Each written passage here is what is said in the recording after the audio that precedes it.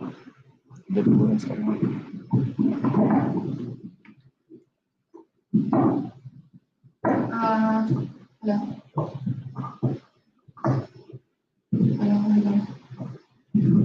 you, Raza, for your recitation of Holy Quran. I will officially start the event now. A very good morning and a warm welcome to everyone here today attending this event.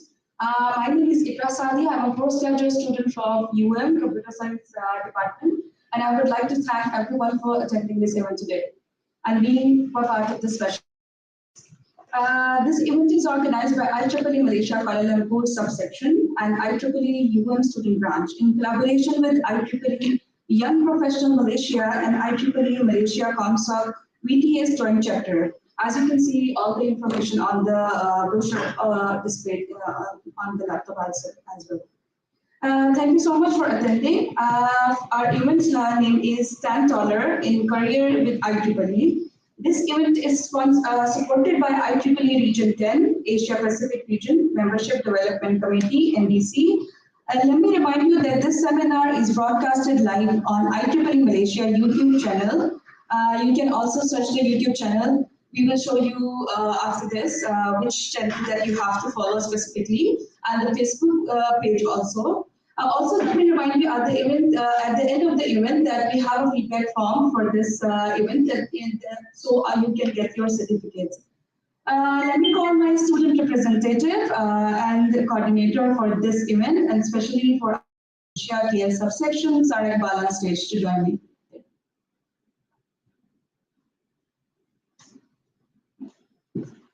Thank you, Ikra. Bismillahirrahmanirrahim. I'm Sarah Iqbal. I'm a postgraduate student from University of Malaya, and today I'm representing IEEE Malaysia KL subsection as a student representative coordinator. This event is organized in collaboration with IEEE Malaysia KL subsection and IEEE UN student branch.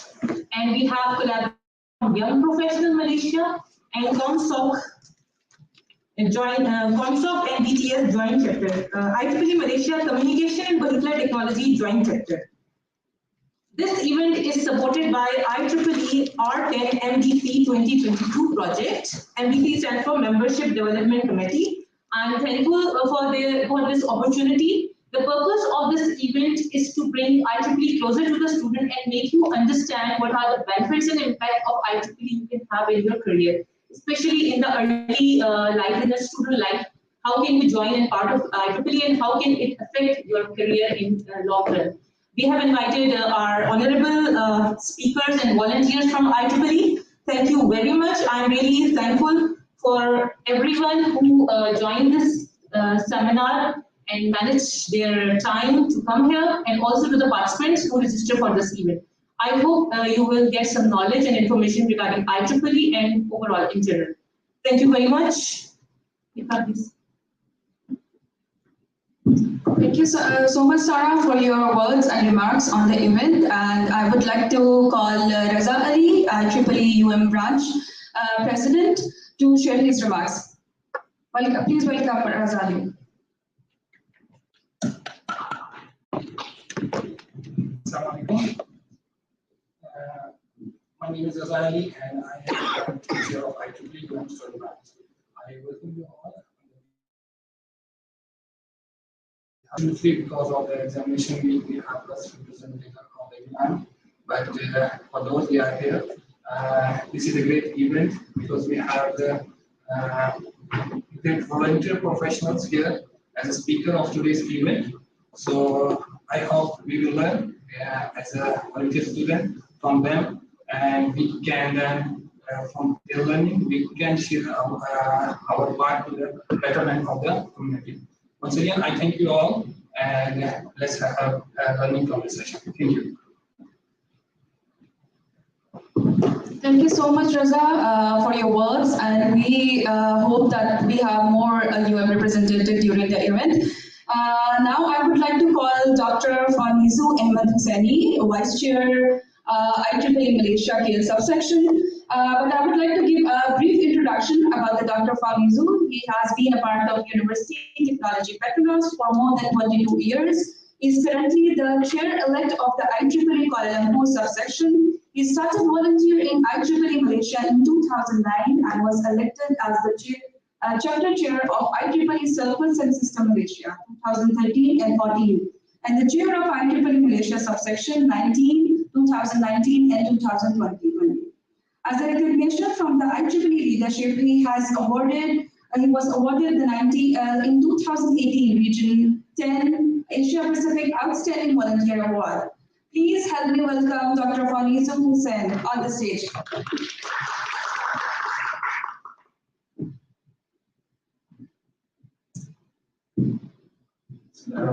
Assalamualaikum warahmatullahi wabarakatuh. Okay, thank you, Ikra, for the introduction. Maybe for this session, I'll just take off my mask for a while. Right. So, first of all, thank you to Sarah as the project leader for this program. And she took the effort to secure funding from Region 10 MDC and managed to organize this event, which is now live broadcast with support from committee chair himself. And thank you, Raza, our host from UM Student Branch, for hosting the event, and UM in general for providing the venue for us. And we have today a number of speakers who are going to share their experience, their words, that help in terms of professional development, because this program is about professional development. It's about developing and building the character of our young students, not just young students, but all the audience that are listening to us. And the speakers we have is Dr. Faiz Zaki, who will talk about effective presentation. Okay. We have Mr. Razlan Dhamir, who is a technopreneur who founded a company. So he's talked about the journey from research to Deeptech space startup. It must be an interesting talk. Right? And we also have our own volunteer from IEEE, Dr. Haroon, who will be speaking on IEEE membership, sharing about the IEEE membership benefits. And also, we have Prof. Yusuf, who is a representative from the committee as our supporter, and he also is the one managing the live broadcast. Thank you, Prof. Yusuf, for making it accessible to the rest who are not here. Right. So a little bit about IEEE Kuala Lumpur. For those who are not aware, in Malaysia, we have a Malaysia section, which is the umbrella for the whole country. But we also have 3 subsections, which are more geographically focused entity. We have a Sabah subsection, Sarawak subsections. These are the older subsections. And recently, about 2 years ago, Kuala Lumpur subsection was established to cater to the growing and the larger community in Kuala Lumpur itself. And we have Prof. Norliza, who led the initiation of Kuala Lumpur subsection, and currently she is the chair. So that's Kuala Lumpur subsection. And so, to start with the event, I would like to talk about something called power of social network. Okay, just very quickly, in about 5 minutes.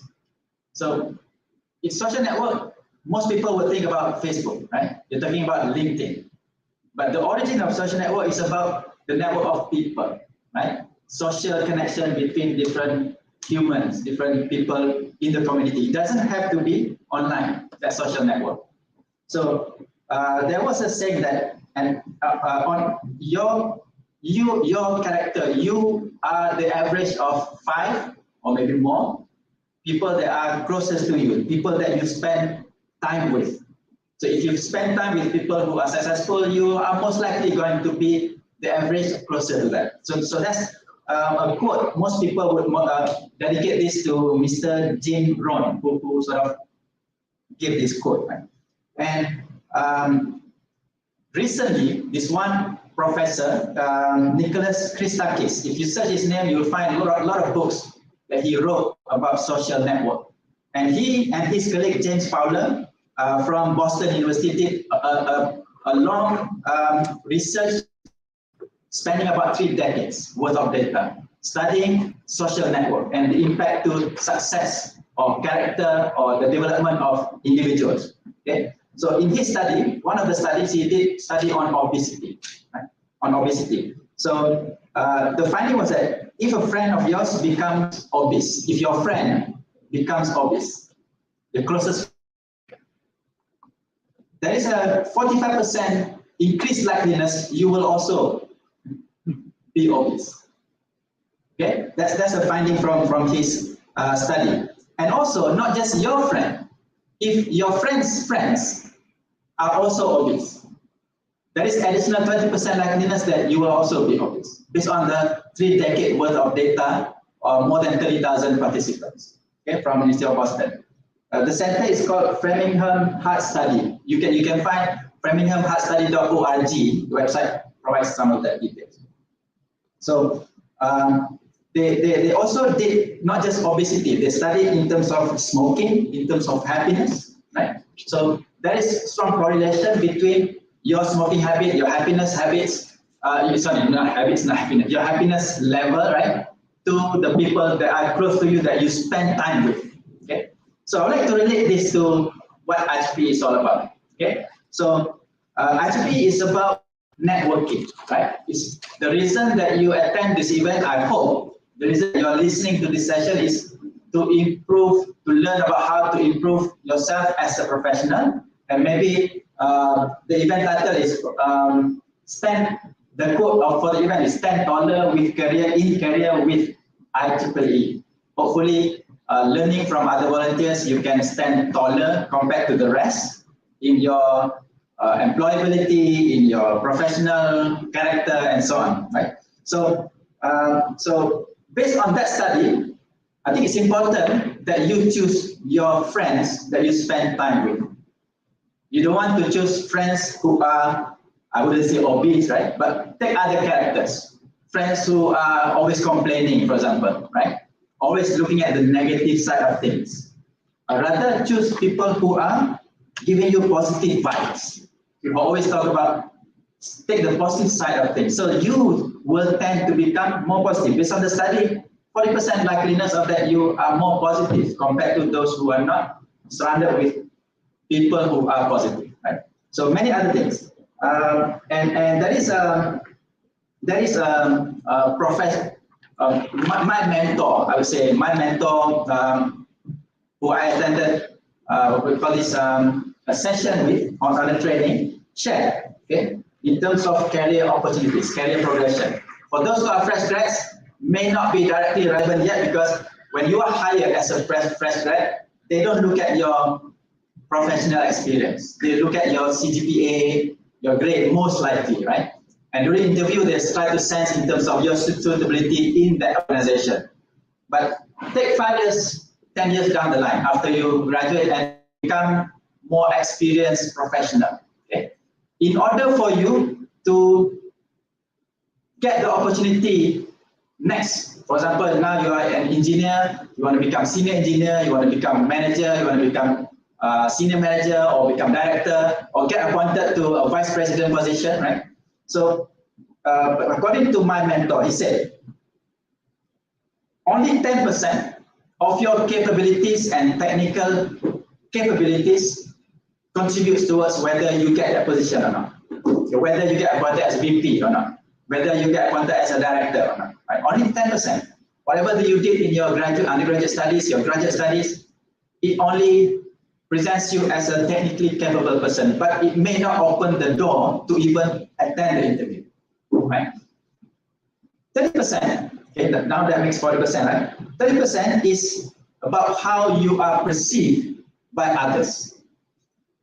If you are perceived by others as being positive, if you are being perceived by others as being able to deliver on projects, you are able to lead a certain task force, lead a certain event, right? For example, then people will see you as the person who is capable. Maybe, okay, let's invite her to the interview. Let's see whether she is suitable or not for this position, or he is suitable or not for this position. 30% comes from perception of others, how people see you. So it's important that when you are networking with other people, right, you bring your best selves, right? So during networking, especially in IEEE, you meet with people who are like Prof. Yusuf, you have a CEO of companies. Sometimes when you go to the regional level, you meet with CEOs, vice chancellors of universities, which I have met a number of times. I met without knowing who that person is, and only later I found out he's a vice chancellor, right? So those things happen in IEEE. So that's 40%. And the last one is 60% goes towards whether you get the promotion or not.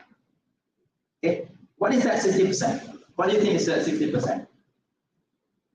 It's about knowing the right people and about the right people knowing you. Not just you knowing the right people. I know Tun Mahathir, I know Joe Biden, but he doesn't know me, so he doesn't come, right? That right person knows you, makes the biggest contribution to whether you get promoted or you get the next ladder of your career or not. So, personal experience, my personal experience, right? If I reflect back to what transpired in my journey as an academic, as an administrator in the university, sometimes the reason I get appointed to a certain role, okay, if I reflect on myself, it was one of the primary reasons was somebody at the higher up recognized me and knows based on my experience doing other things like volunteer, organizing events, organizing conferences, and they know based on that experience, I think he may be the right person for us to consider and got invited to attend some assessment session. So that's my personal experience. I'm sure you will go through the same journey. I hope everyone who attends the session will be able to learn a bit from some of our experienced speakers that we have lined up for today. Right? So I wish you all the best. I wish you a very successful career ahead, since this is our professional development event organized in UM by IEEE Kuala Lumpur Malaysia section with supports from various entities, UM student branch, community, joint chapter, as well as support from our region 10 in terms of some funding. Okay, so with that, thank you very much. Assalamualaikum.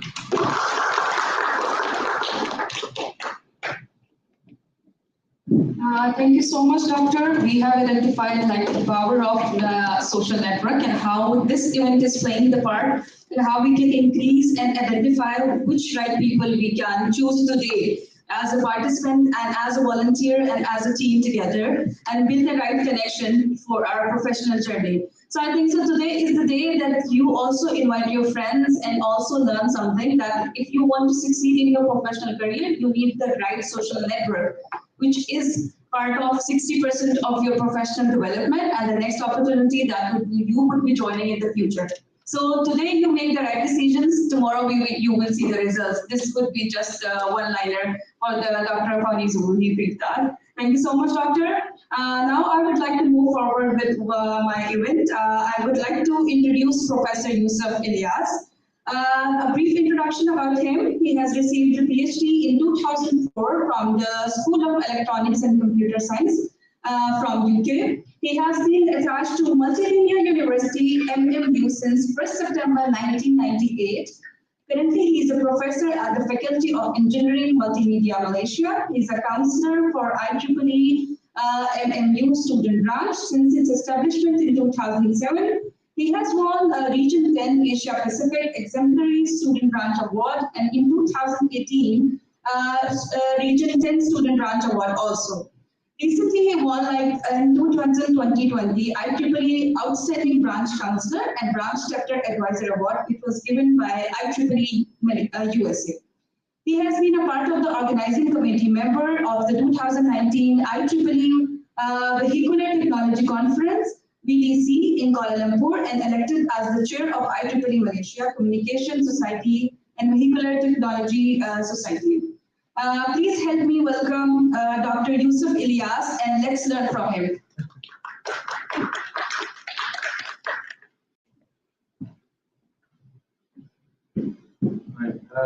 Assalamualaikum and a very good morning, everyone. First of all, thank you to the organizing committee, especially to Sarah, who has extended the invitation to us, to IEEE Malaysia Communication Society and Vehicular Technology Society Joint Chapter, to be part of this very wonderful event. I think this is a very good event for students, especially those who are still young compared to me. Yeah, right? So you still have a long way to go. Yeah, so there are a lot of opportunities out there to learn. And IEEE is just one of them. I think based on what Dr. Fawnizu has explained to you, there are a lot of things that you can learn from IEEE itself. Right? I've been the counselor since 2007 up till today, so it's almost 15 years to counseling or advising the IEEE MMU student branch. So we have grown from a very small number up to, although we are not a big university like Universiti Malaya, but we have been very active for the past few years. And it's not because of me, but it's because of the students themselves. They are the one who actually push for the activities, because we as the advisor cannot do anything, cannot do everything. So they are the one who actually being active, going out, not just within the compound of the university itself. If you're from Universiti Malaya, it doesn't mean that you have to be in Universiti Malaya only. So you can go out, and by joining IEEE, by becoming part of, for example, conferences, and being part of Malaysia section. And we also have volunteers, the student volunteers, who are going even further than just within Malaysia. We have volunteers that are volunteering for the Asia Pacific Region 10, for example. They go out of Malaysia and you get to meet interesting people and very wonderful people in IEEE. As mentioned by Dr. Fawnizu, they may hold various positions, but when it comes to IEEE events, we are all family. So we are part of a bigger family members. So we have the same interest, which is in electrical and electronics engineering. I don't have that much to say, but I think the event today with the 3 speakers lined up, it shows that there are things that you can learn just by listening to some of the professionals, some of the more experienced speakers. With that, once again, I would like to thank the IEEE Universiti Malaya student branch, the IEEE KL subsection, right? And all those that have been involved in this event.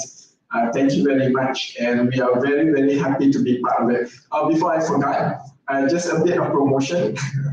For those IEEE student members, you can actually become an IEEE Comsort member with just USD of 1. That means $1. You can become a Comsort member if you're already an existing IEEE student member. So you can top it up with 1 USD. And IEEE Comsort Malaysia is happy to actually give you the rebate. That means you can become member for free. So once you become a member, show us the proof, and we will return whatever that you have paid. That means that's 1 USD that you have paid. So we will happy to be returning back to you. And for today, if you are a member of IEEE Comsort, student member, you can show the proof to me, and I have some back for you later on. Yeah, okay. So with that, thank you very much, and back to the MC.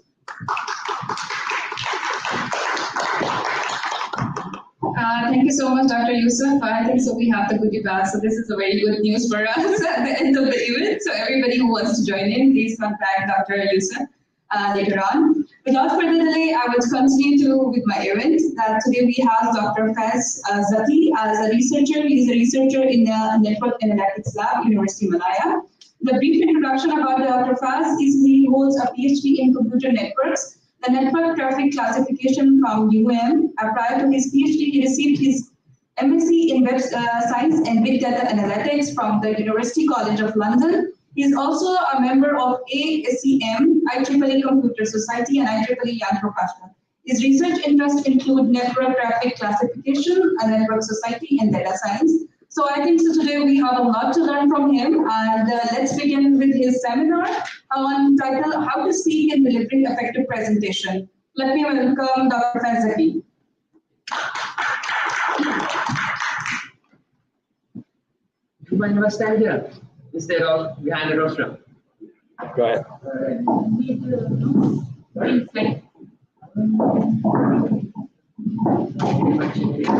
Yeah, All right. Assalamualaikum. Very good morning to everyone. Dr. Fawnizu, Prof,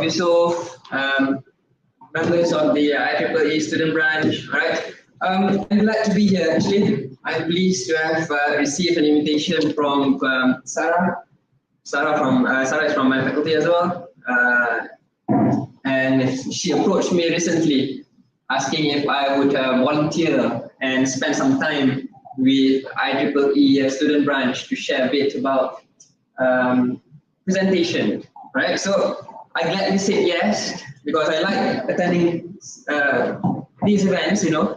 But this is the first time actually I attended events supported by IEEE Communication Society, right? Because I'm actually more active with Computer Society, led by, I believe, Prof Yusuf and Dr. Fawnizu might know them as well, Prof Azura, Prof Ali, and Mr. Rawidin, the Regional 10 Coordinator for Computer Society, Cherawi. So I just recently concluded a conference with them. So today I'll be speaking about delivering effective presentation, because Sarah told me that this event is focused, or the audience are focused more on students. So I figured that students would benefit more with how to present, because you will be facing a lot of presentations along your journey, along your postgraduate or undergraduate journey, it doesn't matter. But you'll be facing a lot of presentations. And I've met a lot of students who, they actually have brilliant ideas, brilliant, wonderful ideas, but these wonderful ideas, these creative ideas, they don't really come out as what they are expected to be, because it's mostly due to how they present, right? But before I move on, or before I dive into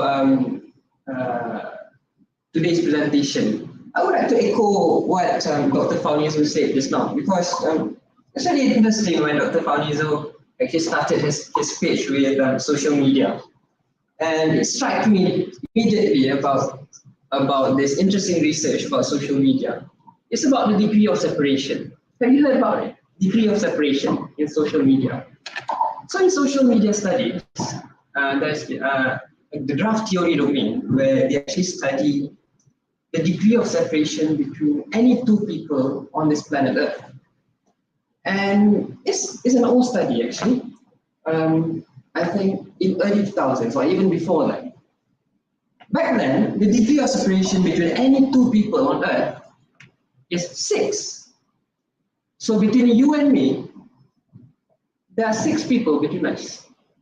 There are 6 people between us. So you don't know me now, but if we sit and talk around later, there are high chance that I might know someone that you might know as well. We have mutual friends somewhere. But a more recent research by Facebook, they actually highlighted that the current degree of separation between any two people on Earth is 3.5.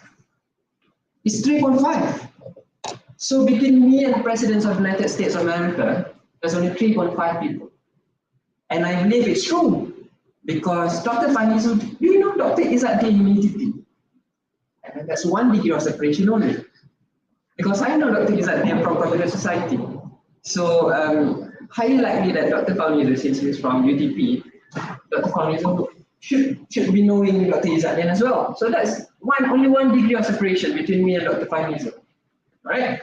So that's how important social media is nowadays. They connect people in ways that you can't even imagine before this. Right? So like Dr. Fawnizu said just now, choose your friends, choose your peers, because it might prove to be very useful someday in the future. All right, so let's start our presentation. It will take around 30 minutes or so, right? So I hope you will benefit, or you will gain something new from this presentation. All right, so in the next 30 minutes, I aim to share with you about how delivering effective presentation could change your life, right? But to convince you before I start,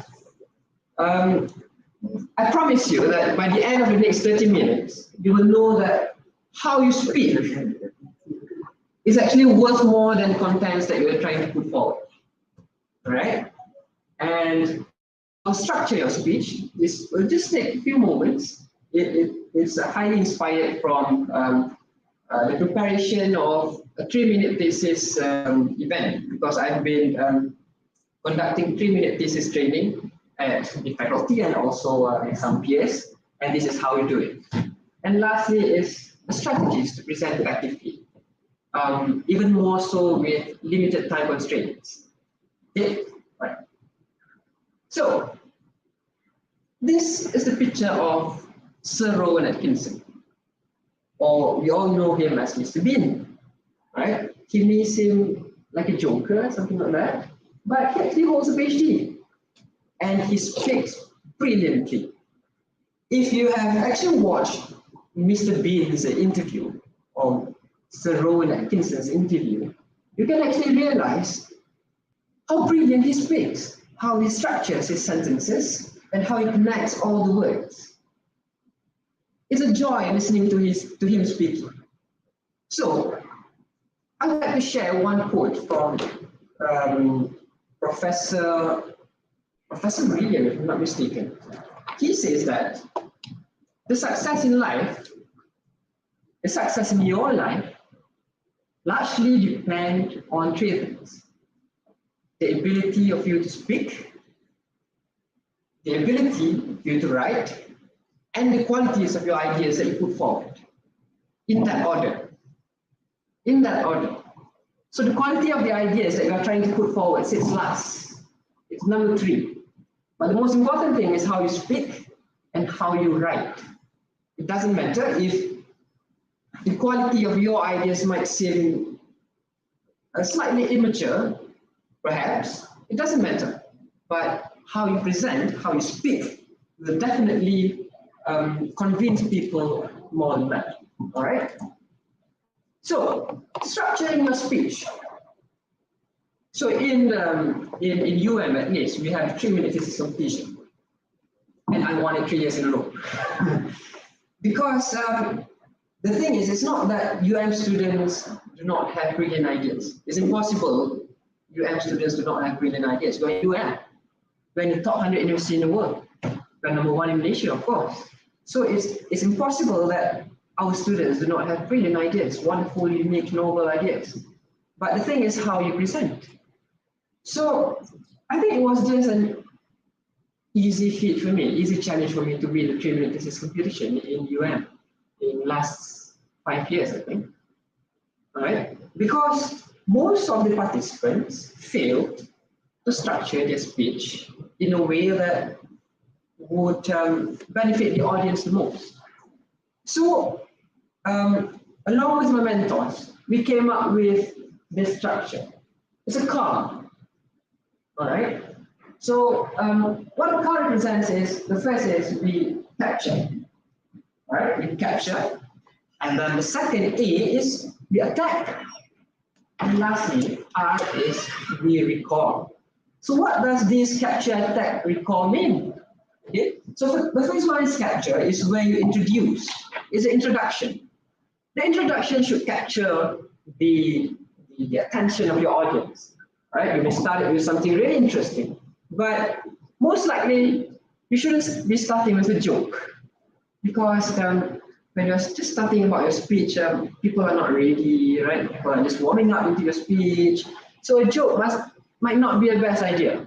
So you may share an interesting fact, right? Like I just started my speech just now with a social media degree of separation, so it gives you new knowledge, right? Just to warm up and fit in. So this is where you introduce, all right? So this is where you put in the severity of your study. Why your work is needed, right? Why your work is needed, why important, okay? And then when you have captured the attention of your audience, so now is the time you attack, okay? So what do you do in an attack? This is where you present your proposal. What you are trying to propose. All right, what you are trying to propose, what are your solutions what are your novel techniques and novel inventions that you are trying to put forward? Because you have captured their attention earlier on. So now they have started to invest some interest in what you're trying to speak. So you attack them with this whole new lot of information, right? And when you're done, it's time for you to recall. Why is it important for you to recall is because 10 to 20% of your audience tend to lose you in the middle of the week, right? But since this is a very short talk, I hope I'm not losing you along the way, all right? But most likely, around 10 to 20% of your audience will somehow just stray away from your talk. So it's important for you to pull them back, to actually recall back what you have just presented. So there are many techniques in this recall, and one of the techniques is asking questions, right? But in choosing questions, don't choose a question that is too hard, because nobody will want to answer. So it's just a very light and easy question, just to lead them back into this virtual area of the presentation. Okay?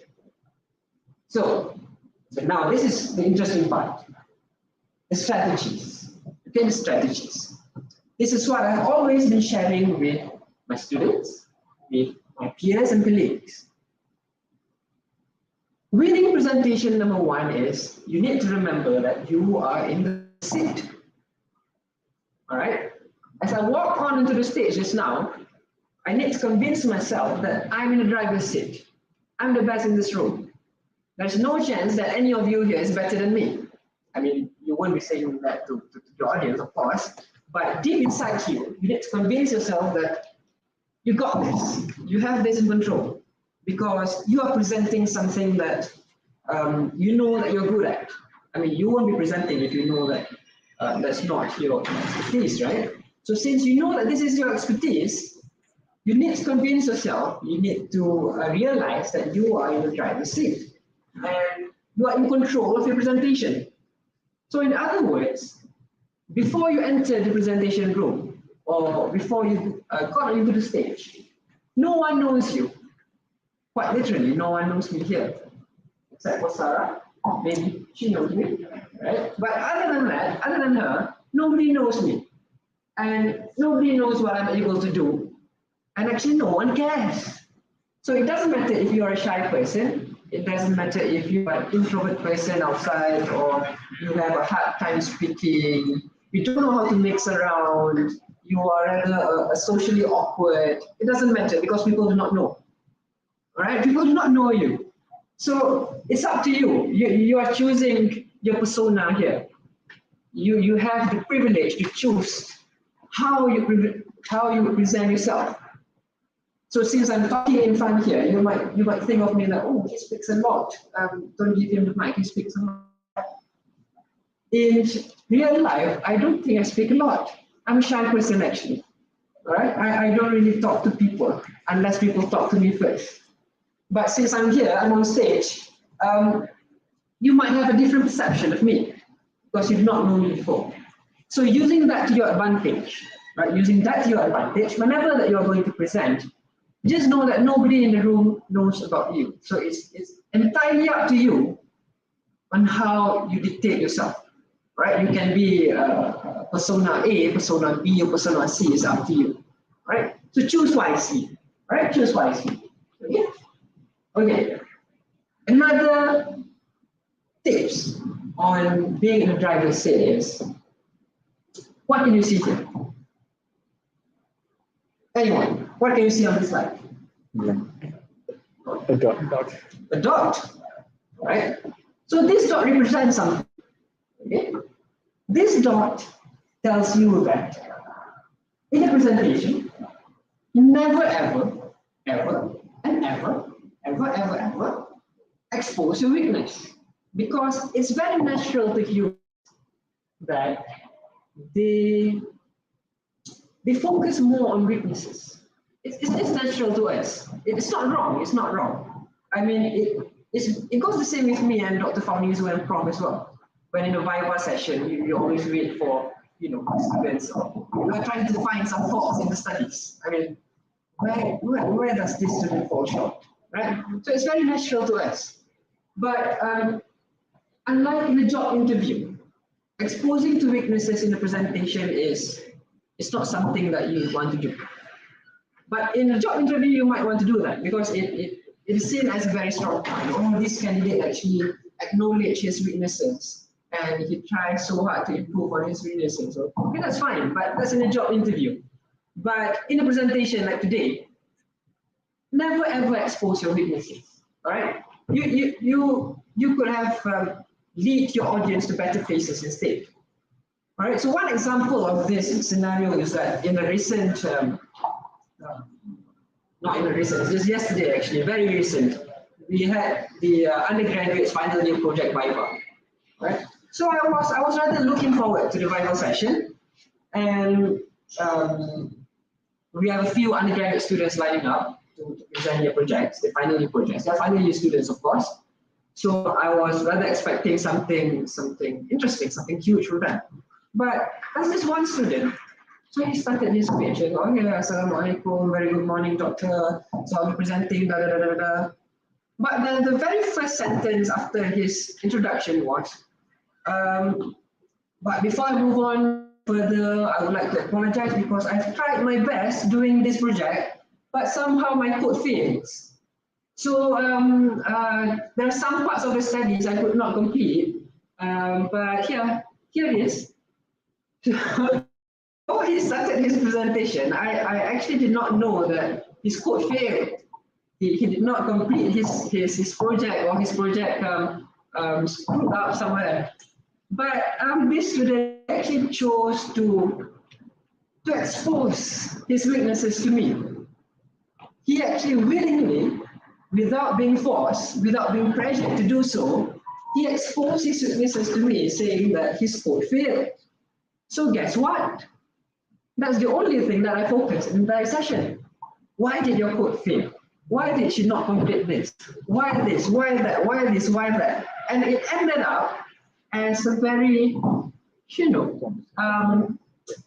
it's not like what we expected. We expected the session to be a very, smooth, very engaging, but it turns out to be a drilling session. All right, it turns out to be a drilling session because this student, he chose to expose his weaknesses. So don't. It doesn't matter if your PhD thesis or your master's thesis has some gaps here and there. Your experiments maybe produce results which is not preferable. You are expecting a different results, but you somehow achieve an entirely different set of results. It doesn't matter. Just don't expose it. Lead them to somewhere else. Right? It doesn't count as cheating. Yeah, it doesn't count as cheating because it's not that you are cheating, but you are just not telling. I mean, this not cheating, not telling. It highly depends on the context, but in this context, it definitely applies. All right, it's not cheating. It's just not telling, unless the panels or the audience, they have a very sharp eyes, sharp mind. They manage to catch you, and they ask you about it, and then you can go on being honest. But ask you, just don't tell. Don't expose your weaknesses. All right? Okay. So, building the presentation number 2. Build a fence. This is a fence. You know what a fence is used for. It's used to,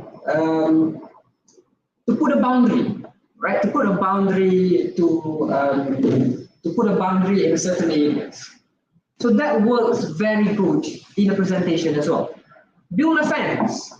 So your audience know what you're presenting and where is the boundary. So in other words, putting a fence is highlighting your work, how your work is different, all right? You never, but it's totally okay exposing other weaknesses, others' weaknesses. Someone else's, not yours, someone else's. Other studies. It's totally fine exposing other studies' weaknesses. So, to build a fence around that, what you can do is, is by highlighting more about other studies' weaknesses and explain how your study or how your work or how your proposal actually addresses them.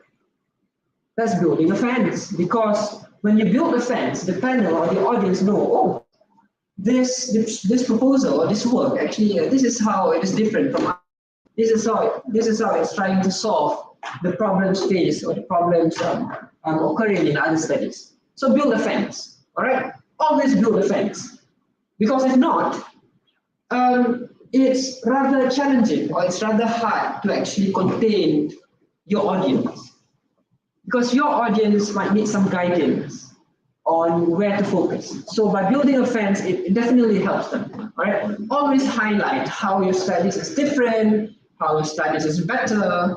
All right. It's fine to exposing other studies' weaknesses, but not yours. All right. Okay. So when building a fence, but sometimes even when you build a fence,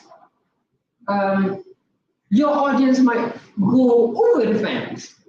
All right. Sometimes, like I mentioned earlier. 10 to 20% of your audience just lose you.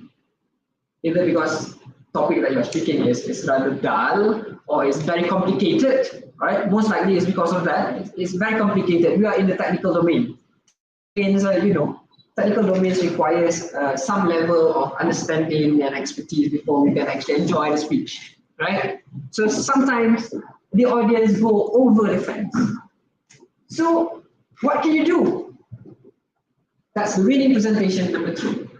Regrouping, or in the class structure is recall, right?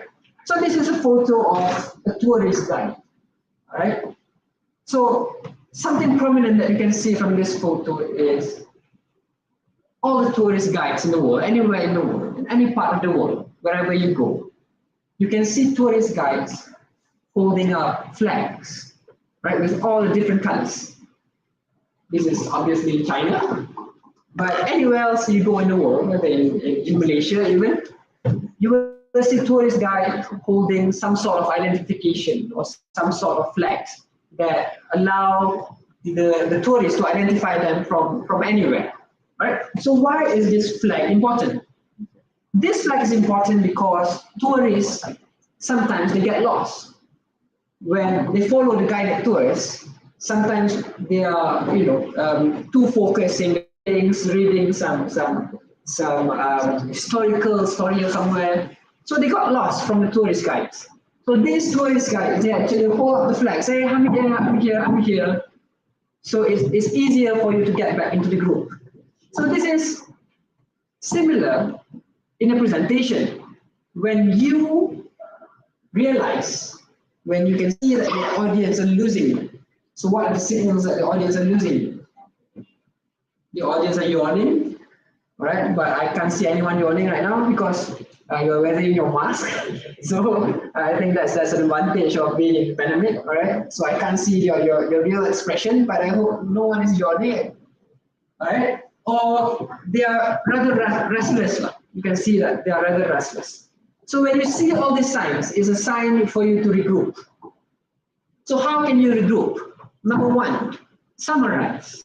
Summarize what you have just explained or you have just talked about since the beginning or since 1 or 2 slides before. Summarize it. So as for now, we have spoken about the class structure and 2 reading strategies, which is the driver's seat and building a fence, like that. Just summarizing. So the audience that's losing you say, oh, okay, I've missed some part before because somehow I was thinking about what to eat for lunch. But now, thank you for the summary. I know I can actually catch up with the presentation. All right. So another technique to regroup is, of course, like what we have just shared just now, is asking questions. But choose an easy question, please. Choose an easy question, no technical questions. Just a very easy, very rhetorical questions. There's no problem about that as well. Because it's just to regroup the audience, that's all. All right? So that's 3 winning presentations, 3 winning strategies to win the presentations. First is, of course, you are in the driver's seat, you are in control. And once you are in control, be sure to build a fence. but somehow if someone go over the fence, be sure to regroup, wave your flags, all right, wave your flags. So the takeaways of my presentation, my very short presentation today is that you need to realize, you need to know that the way you speak definitely brings more impact. It definitely brings more impact than the contents you are trying to put forward. Okay, this fact is a fact actually. This fact applies in any situation. It applies in a PhD as well. All right. If you read through some PhD thesis, if you really understand the thesis, you can actually realize that the idea brought or put forward by the students is actually not that hard. It's just a very simple idea, but it solves the problem, of course. But sometimes it makes us wonder, oh, this level of idea or this level of solution is worthy of PhD as well. Yes, it is worthy of PhD because it depends on how you put it on paper and how you speak. Right? If you can convince your audience, then that's it. That's what matters.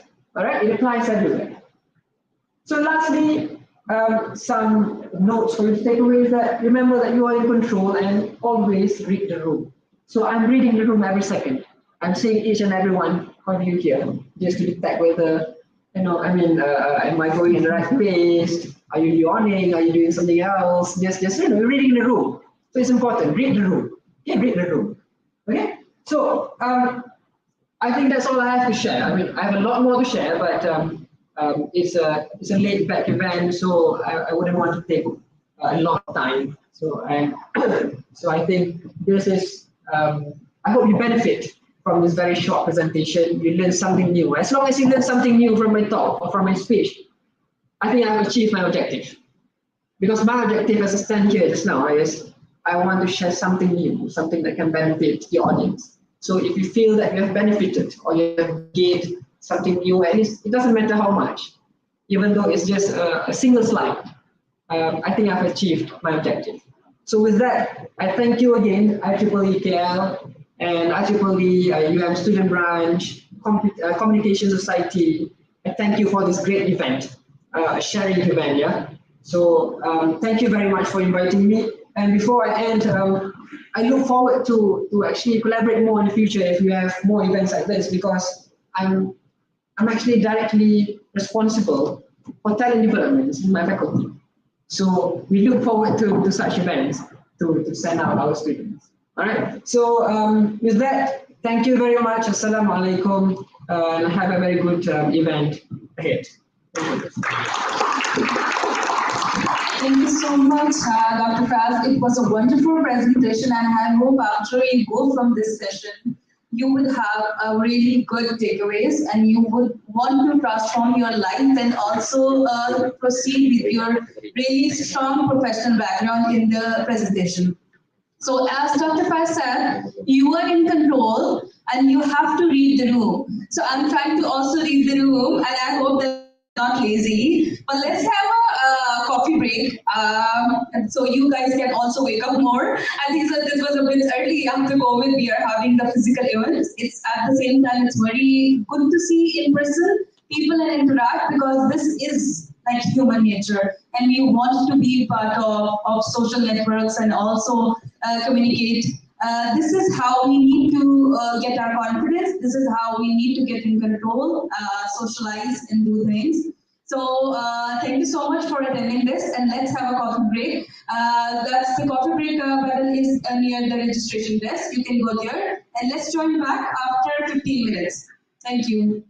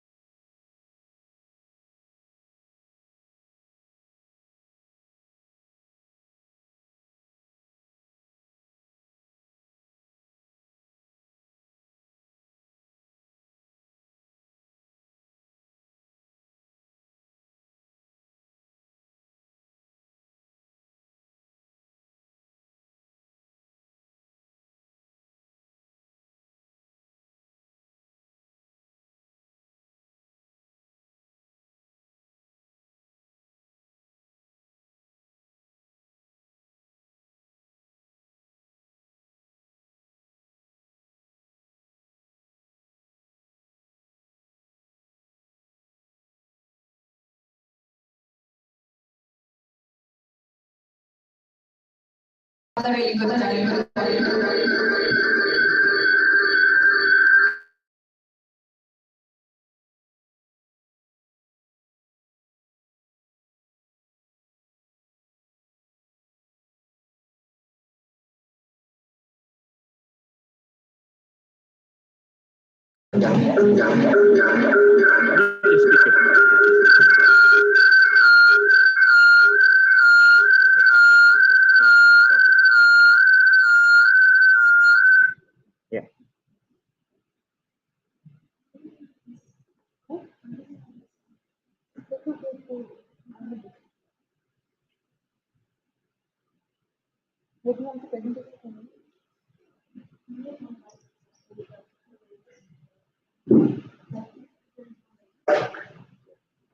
Welcome back, everyone. I hope you had a good time with your coffee break and enjoyed Pakistani sweet dish, that is samosas.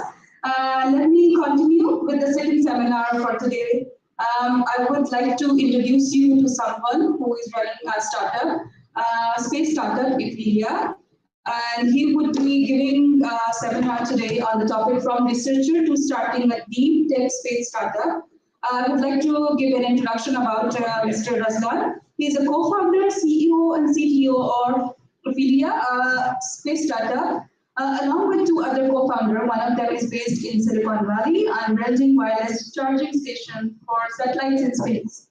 He is an alumni of Exitia Emerging Leaders Asia. He has more than 3 years of research and development experience in microwave wireless power technology, both in academia and in a previously pivoted startup. While working on aspects such as R&D direction, supply chain agreement, and technology roadmap, he also received a territorial government grant and currently working on security MOSTI FRT grants to propel Exilia pre-seed stage.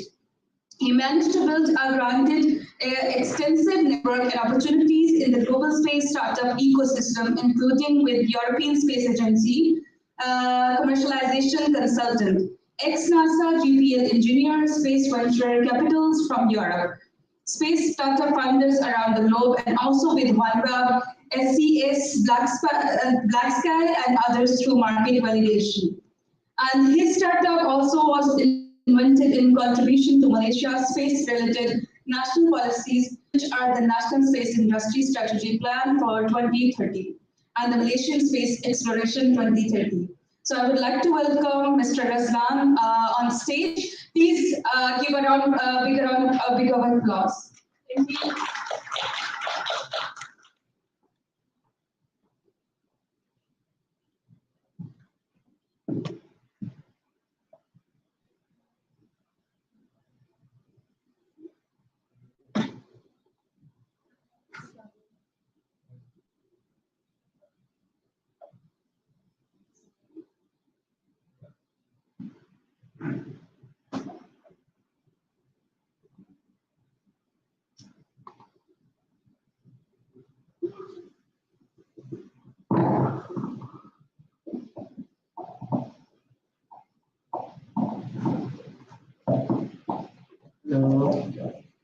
Testing. Okay.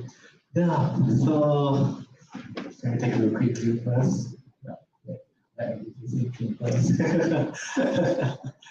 Yeah. So well, to start, firstly, thank you so much, Mr. Dr. Fawnizu, for giving me this opportunity to IEEE KL, IEEE Malaysia, and also IEEE UM branch. So much. Thank you so much. It is such a huge honor to be here. Yeah. So to start, firstly, in all honesty, don't listen to me. I'm not trying to be like reverse psychology or that. No, I'm just being frank because everyone here, including myself, we have totally a different background, right? So, have you guys been in my shoes? No. Guys' shoes? No. So, life is complex. Don't totally listen to me. And yeah. Other than that, I hope that I'm not don't worry, I'm not going to bore you guys. I'm not going to share in a way that I'm going to share all the way from my previous life, and then I'm not going to share like in 1995 I was born. I'm not going to do that. So I'm just going to share direct what is the main part of my life with respect to my objective here. So in all honesty,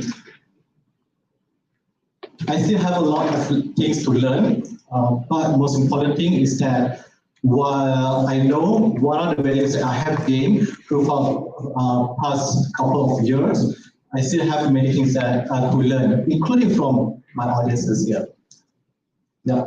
So to start, back in 2017, during my diploma study, this is where I have managed to build my knowledge in both technical and also leadership.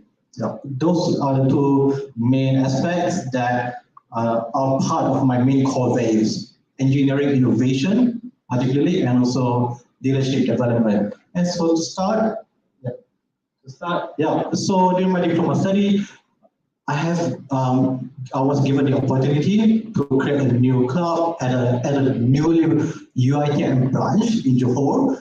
And so the idea is that it's all about what we wanted to bridge the knowledge and competency between UITM students, especially diploma students, with the real world engineering knowledge. And at that time, it was all about Arduino, etc., all this kind of stuff, right? And then this is where I learned about leadership development, as well as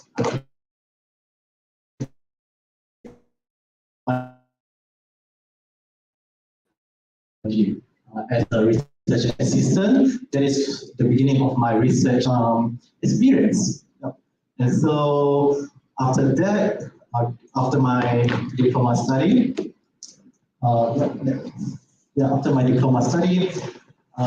with this on my baggage in my degree study, I was actually thinking about this time. I don't want to still involve in innovations. I wanted to develop my leadership, my leadership aspect. So during degree time, no more innovation stuff, no more like high techs with gold medals, all this kind of stuff. So just focus on leadership. So during my degree study, I got into the Axiata's leadership development program. So these are the people who have changed my life, honestly. Yeah. And to provide a context of it, before and also prior entering the leadership development program, was all about innovation, and also I'm a big fan of Elon Musk, of course, right?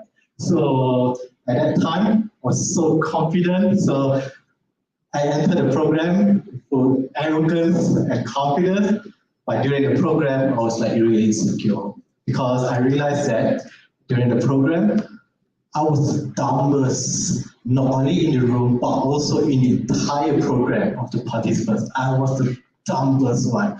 And so this program really changed my life. And just to briefly share what the program was about, it was about leadership development program in the context of corporate and also startup context. Yeah. So I met a lot of really great minds from all around the world, Malaysian students. So what I would like to share is that the sharing that I would like to share from this particular experience, which up to the next one.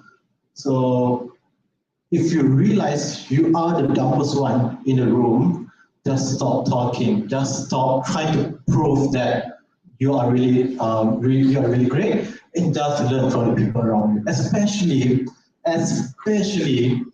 when they are actually way more competent than you are. So just stop talking, stop trying to prove that you are actually really good, and just learn from the people around you. And that's what I was doing throughout the program. And so moving forward, what I want to share throughout my talk is that I will be sharing 4 sharings throughout my storylines. And so this is the first one. out of 4. So after the Axiata program, changed my life.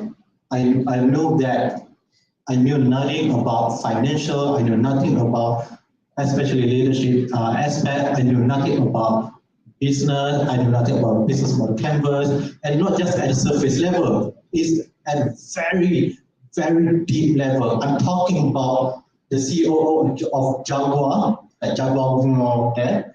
The CEO of the Jaguar Malaysia was even among the many facilitators who shared a lot of insightful knowledge to us.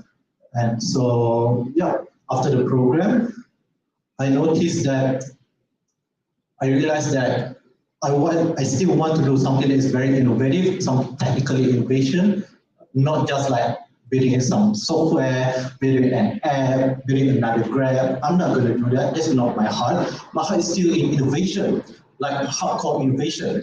So I know that, but at the same time, I wanted to do a startup. So what I realized is that I know that I was lacking in terms of competency in building business. And so I figured that during my degree study, even if I manage to build a prototype for a new startup, for my own new startup, am I competent enough to lead a startup? I believe that's not the case. And so which brings me to the next part. So firstly, I managed to join and won, just some normal stuff for the startup ecosystem in Malaysia. It was actually at Sunway I so it was in 2017. Back in 2017, it was the first ever startup that I started, which was called as the Power Waver. It's nothing, I will share more detail later. So after this program, I realized that, as I mentioned earlier, even if I manage to build a prototype, if I manage to build an R&D prototype today, at that time, I'm still not committed to run a startup. So what I did, which is the next one, is I emphasize on competency build up in leadership, in business knowledge, in innovation. I'm not just talking about innovation at a surface level, I'm talking about at an organizational level, I'm talking about cultural, I'm talking everything about innovation aspect, like down to at the deepest level, in terms of the economics of it, how does everything, these whole things work. So at that time, I never touched anything about engineering books. So these are among the books. And so like among all the books, just to share, like honestly, the only books that I have actually finished reading was obviously, of course, Elon Musk's book, and then 0 to 1, the orange one, and also at the bottom right, originals. And originals talk about, it's more about organizational culture and also organizational psychology of a company. It's all about, the term originals is about people who are doing things that are really, really totally different from what everyone in the world is doing, and what makes these people succeed and also fail to achieve their mission.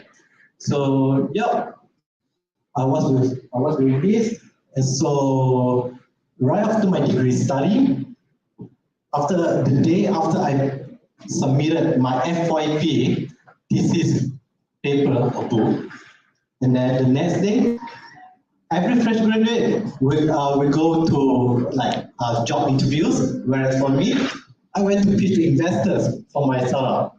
So that was my focus on day one in year 2019, January, all the way until the end of the year. There were a lot of experiences. I kept pitching and pitching and pitching and pitching until I vomit, all those kind of stuff. I didn't vomit. It's just an exaggeration. But to share is that among all the pitches, what I would like to share is that there was this one particular very memorable experience, which was when I actually pitched to a Japanese venture capital. So it was in Malaysia, and then maybe if you guys have heard of pitch elevator, the term, And so to provide the meaning of it is that we literally pitch to the investor when the investor, when let's say you guys know that when we are in an elevator, we are not going to be like half an hour in the elevator, right? Just a few seconds. And so that is the meaning of the pitch elevator. You have only a few seconds, talk to the investor, secure the next meeting. So I had a literal pitch elevator session with this Japanese guy, Dr. Keno, his name. So I was like, I took my own Samsung Tab, Galaxy Tab. It's like iPad, like that. So I went to Dr. Keno. Dr. Keno, I would like to pitch. Just a few seconds. And then, I pitched about our startup, just briefly, just like a few seconds. Then it was like, like that. Yeah, and then the surprising part was that I've never heard him talking. I have never heard him speaking. And then right after I finished the pitch, then he straight away said, "Oh, interesting. Oh shit. His English is not really that good. In fact, it's really bad." And I was thinking that, wait, for the past 1 minute, did you actually understand my English? I'm like, oh shit. Yeah, but in the end, we managed to secure the next meeting to pitch even more, to pitch about startup in more detail. And Dr. Kino is on the left side. I mean, that's the left window is me. On the right is on the left, Dr. Kino. Yeah, and then on the right, Mr. Daiki Kumamoto.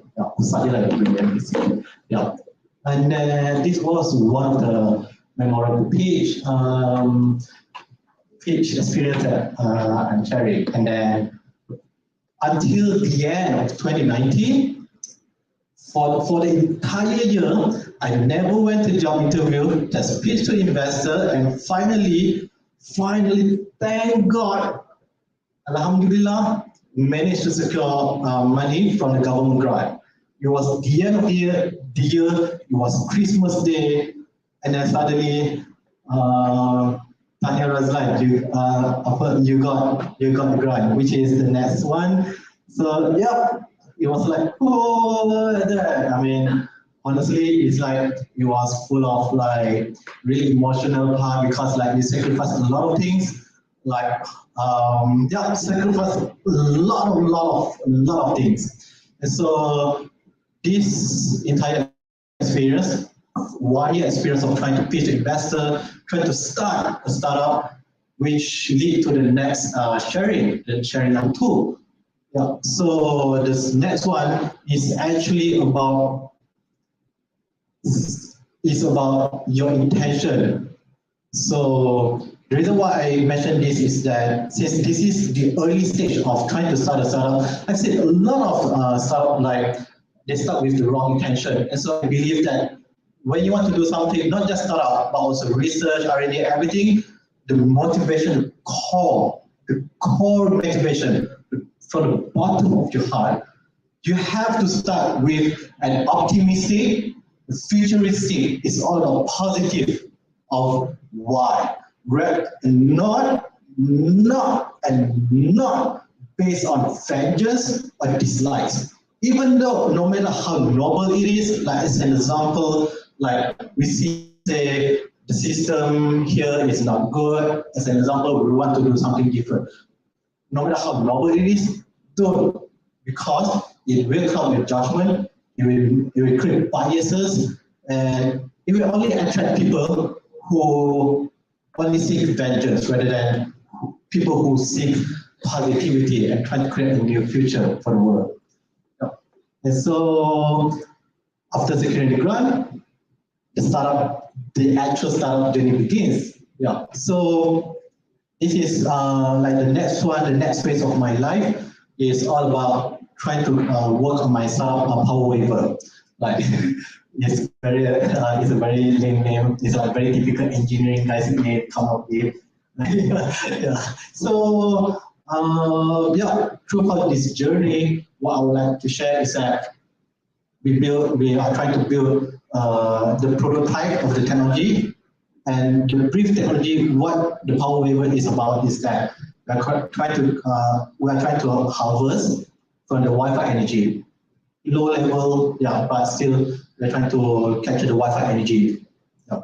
So throughout the journey, it was mostly all about R&D, trying to build a business, trying to do the market validation, and I kid you not, there were a lot of personal challenges. There were a lot of challenges from different kind of stakeholders. And so what I would like to share is, which is the next sharing, the third sharing, is that Steve Jobs was right. Like Steve Jobs was right about passion, because like he said, any rational people trying to create a company, trying to create a startup, trying to create not just a mediocre startup, trying to create something that is very, very new, especially like R&D with researchers, a lot of like totally new breakthrough, is that there's a lot of unfair challenges personally, and also in terms of the startup journey itself. So like what Steve just said is that any rational people would just quit. And so what can keep you up in every night, keep you really inspired to work in spite of the difficulty is the passion part. That is like correct, like really, really true. This kind of stress how important it is to do the things that you're passionate about rather than trying to find passion in whatever the things that you stumble upon. Yeah. And then next one is that like after the grant, approximately 1 year ago, and just to share, during the power waiver part, it is our intention that we want to enter the space industry down the road. Like we are going to harvest the Wi-Fi signals, and then down the road, in terms of technology roadmap, we want to enter the space industry. However, given a lot of difficulties, given the fact that this is a lost cost business, 1 year ago I told my co-founders, do you guys remember where I shared about trying to do like a satellite wireless power to other satellite? Yeah, what about it? I think we should do it now. Yeah, so it was like, what? You want to do the space now? Like if you think about it, we have no space background, we have no money, we have no network in the space industry, like total disconnect, at all. But I believe that space is the correct direction for us. We need to do it now rather than later. It was, in all honesty, it was the best decision of my life. Probably even if I live for thousands of years, this is still the best decision in my life. And yeah, this really, like, maybe are you guys familiar like with this feature of SpaceX? Like, honestly, this moment is where it really changed my life as well, because the absurdity of, like, just to share, normally when space companies develop rocket, when they want to test, send into space, they just put a dummy load in the rocket. Normally it's bricks. Just put a brick in the rocket and successful or fail. But this guy is so American, just like the European startup, like any Europe. If you guys talk to any European space people, they will say that SpaceX and Elon Musk, what he's doing, this is so American. So it's like, this dude is building an electric vehicle company, build a rocket company, the most outrageous industry of business idea you can ever do, and then you put the car in the road and send the car into the space, send the car to the Mars. Like, what kind of person does that? And so when watching this live, it really makes me feel that you can do something different, like something that's totally different, even in the space industry. Even though space itself is like unfairly inspiring. Out of all industry, like IoT, smart farming, all those any kind of industry, but space is like unfairly inspiring. Like in all honesty, space is like freaking inspiring. But is despite the industry itself is actually very inspiring, you can still do something that is totally different and still inspire a lot of people around the globe. And so, yeah, 1 year ago, heck yeah, let's enter the space industry. And then just to share briefly what we do is that we are building a wireless charging station in space. So just like how, like, say, electric vehicle charging car, but we are doing it in space. But in space, you cannot put like 1 kilometer of cable and then put to the satellite. You cannot do that. Like this, like no, that is just no. So you have to do it wirelessly. So that is what is the product that we are doing. And so just to share like our pitch elevator of this kind of startup. It's very short. It's not like a very long research title, like a lot of words of research title. But when we talk to investors, this is just how we talk. Hi, I'm the co-founder of Aphelia. We are building wireless charging stations in space. Just like how smartphone technologies nowadays have enabled digital economy across the globe, across the planet Earth. And we are trying to achieve the same thing by advancing satellite and space technologies by delivering high power so that we can enable space economy across many regions in our solar system for the people on Earth. That is what we are trying to achieve. So if you want to do like example for entertainment purposes, you want to play with like remote control cars on the moon, we can do it in the future, in a very near future. Yeah, so that is our quick pitch elevator. And so to share for the past 1 year until now, bear in mind that we have no space background, we have no network, we have no money, no big deep pocket money. And then as of now, we have managed to talk to a lot of world-leading satellite companies. And then prior to that, I would like to share, this is my team.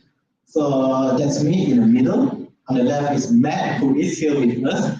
And then Justin, who is currently in Silicon Valley. He is a graded student at Stanford. And he's also a software engineer at Ford, California. So he is currently also working on some AI self-driving for new Ford vehicles. And that's all we know because NDA cannot share that. And just a little bit sharing about his work is that when he came in Malaysia, when we were in discussion at Starbucks Cafe, he will open his laptop, do the coding remotely for his vehicle in California. So how cool is that? Yeah. But yeah, that's unrelated thing to share. But yeah, this is we work at the Malaysia Space Agency's facility. Maybe some of you guys know. This is an anechoic chamber, like pointy stuff. This is all about radio frequency testing. So just to share, like for us, the regulatory standards of our technology is that we can only do it according to the US compliant military standard. And in Malaysia, luckily, this is the only facility that's available that we can even do. So like specifically is that our wireless power, the power is really high. We are talking about 1 kilowatt, not just like say Wi-Fi signals, only 500 milliwatt. But for us, it's actually 1 kilowatt. And so we cannot just simply do testing, or we could get sued and then not a happy ending. So yeah, we do it this facility. And then this is about my team, and also to share about what we have achieved as of now, is that we have talked to a lot of space stakeholders globally. And then a couple of weeks ago, we went to Singapore, and it was a very humbling experience. For 3 days, we were traveling from Johor to Singapore, travel every day, every morning, just to meet our target customer. I'm not talking about target customers like a small company. We actually talk to world-leading satellite companies. So we have talked to, like the next one as an example, we have talked to, oh, okay, this is us. Yeah, this is us. Then the next one, it was, by the way, this is called as an Asia Satellite Business Week. A lot of satellite companies here. So as an example, the next one, this is our main target customer, Bala. He is the regional Asia Pacific #1 boss for, what's the company name? OneWeb. For OneWeb, yeah. And just so you guys know, OneWeb is direct competitor to Starlink. Starlink is a SpaceX satellite sending internet. So yeah, the number one competitor to Starlink is OneWeb. And so yeah, we talked to OneWeb.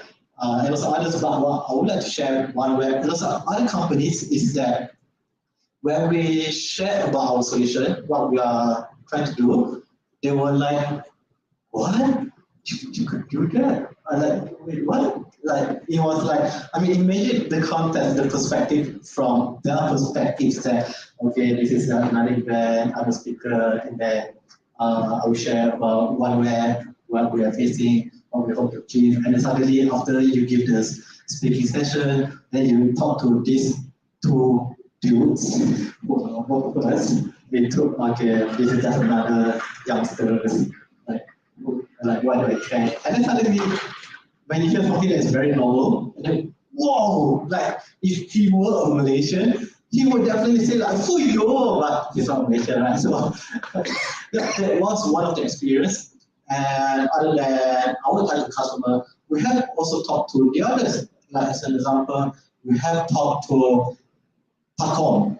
He is about market research consultancy based in Europe. He's the CEO of Euroconsult, or they call it Euroconsult. So, and then there's also another one, John Luke. We thank God we know how to pronounce his name because like his name was like JEAN-LUC.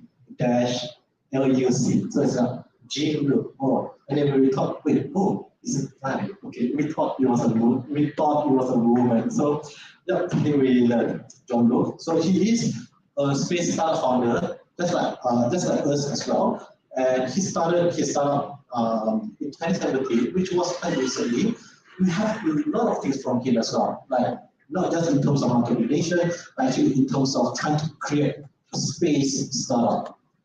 And I think not the vast majority of his advisors were actually very different compared to the advisors they received from the Malaysian stakeholders. So yeah, we learned a ton of things. Yeah, and then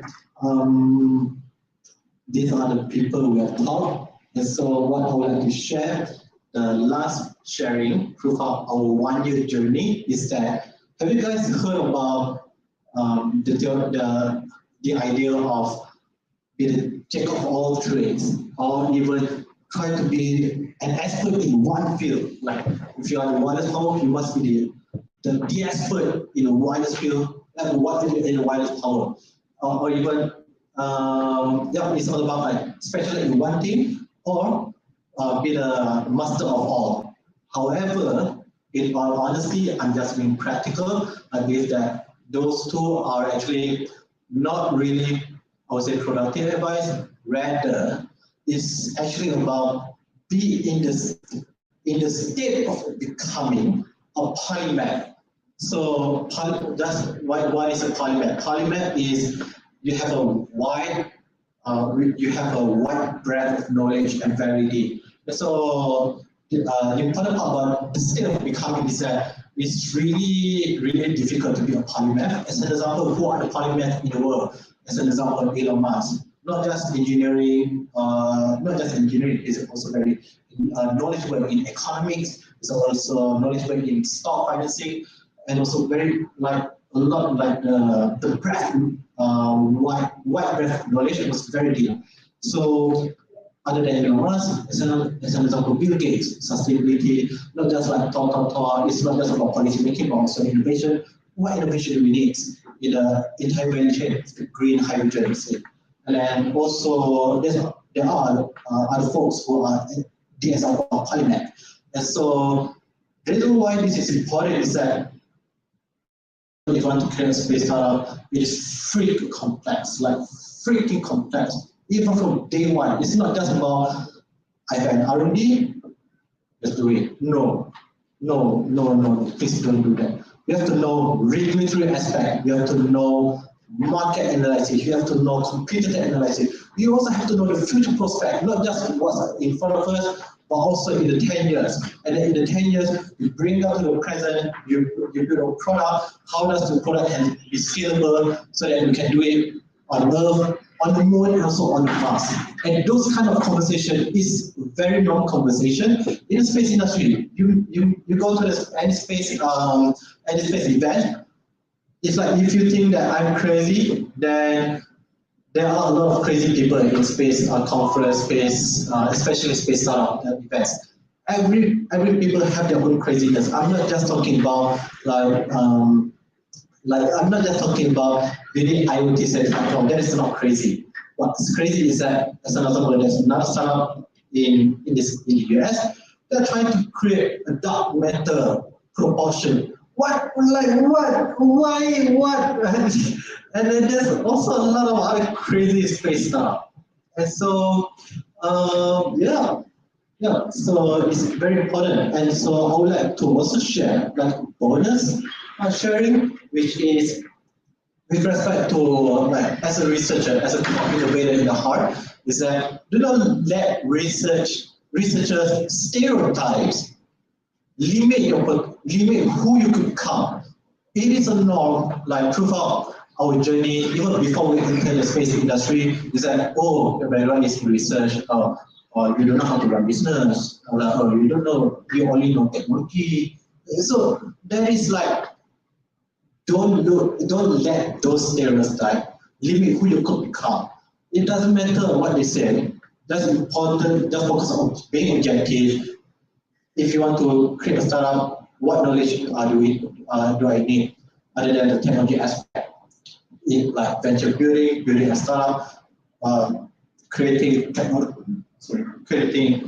roadmap. And I'm not just talking about service. I'm talking at a very deepest level. And so, don't let this hinder who you could become in the near distant future. And then after that is actually to end my sharing session, I would like to share a very, very recent report. Last Thursday, I wasn't planning to put the report here, but honestly, out of all market report, like for the past 5 years I have read, this is like visually very nice of I would like to share. And so the main point I would like to share is that in Marset, a certain company, research, not just market business research, this is about publics, everyday people on Earth, they did a study. What do you think about space? When you think about space, what does it remind you of? And then, as an example, one of the questions, how do people across the world feel about space? What do you feel about space? And so surprisingly, to end my session, is that the vast majority of people on Earth, they wish they knew more about space. So yeah, 38%, the words are kind of small, but and so in the spirit of, I wish I knew more about space. So if this resonates you as a researcher, talking about commercialization, talking about entrepreneurship, just let's have a chat. We can share more in details about everything. Yeah. So I hope that this has been a very useful talk to you guys. And most importantly is that I'm not here just to share, even though I know eventually I have gained from my experience, but I've still a lot of things to learn. And so I would like to learn from you guys as well. Thank you, guys.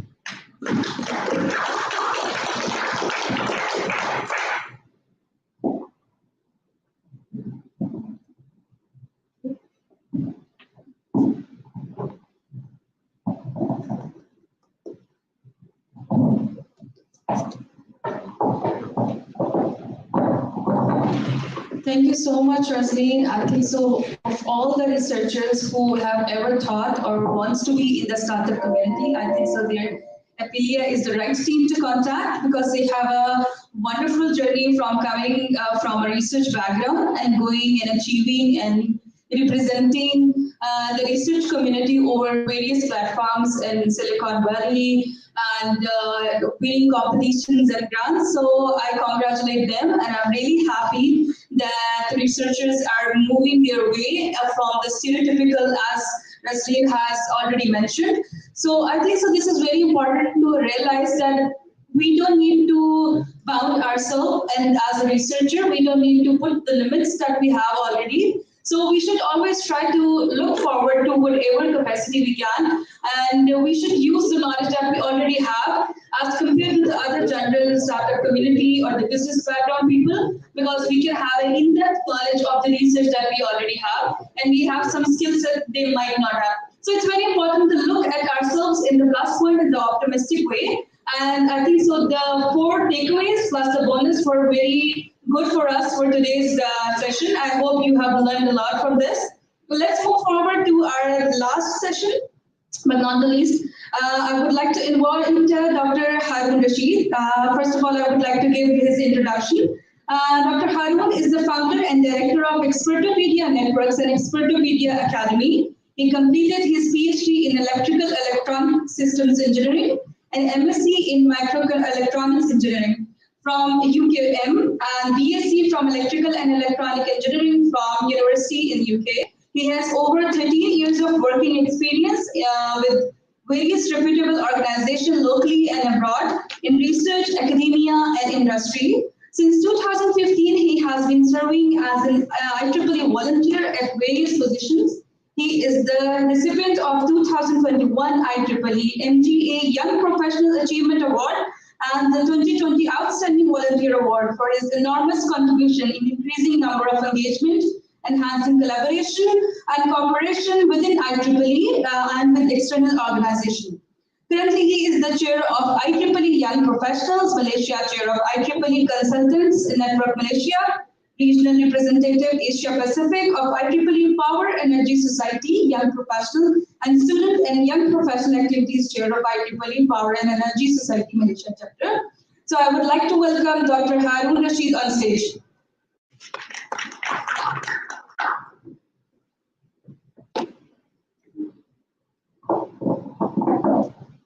Thank you very much, MC. I already, very long introduction of mine is already done, so I think we should go back. Everything is over. Okay, so first of all, Assalamu alaikum wa rahmatullahi wa barakatuhu, and almost good afternoon if I'm not mistaken. Okay, sharp 12, so good afternoon. If anyone is still sleeping, please wake up.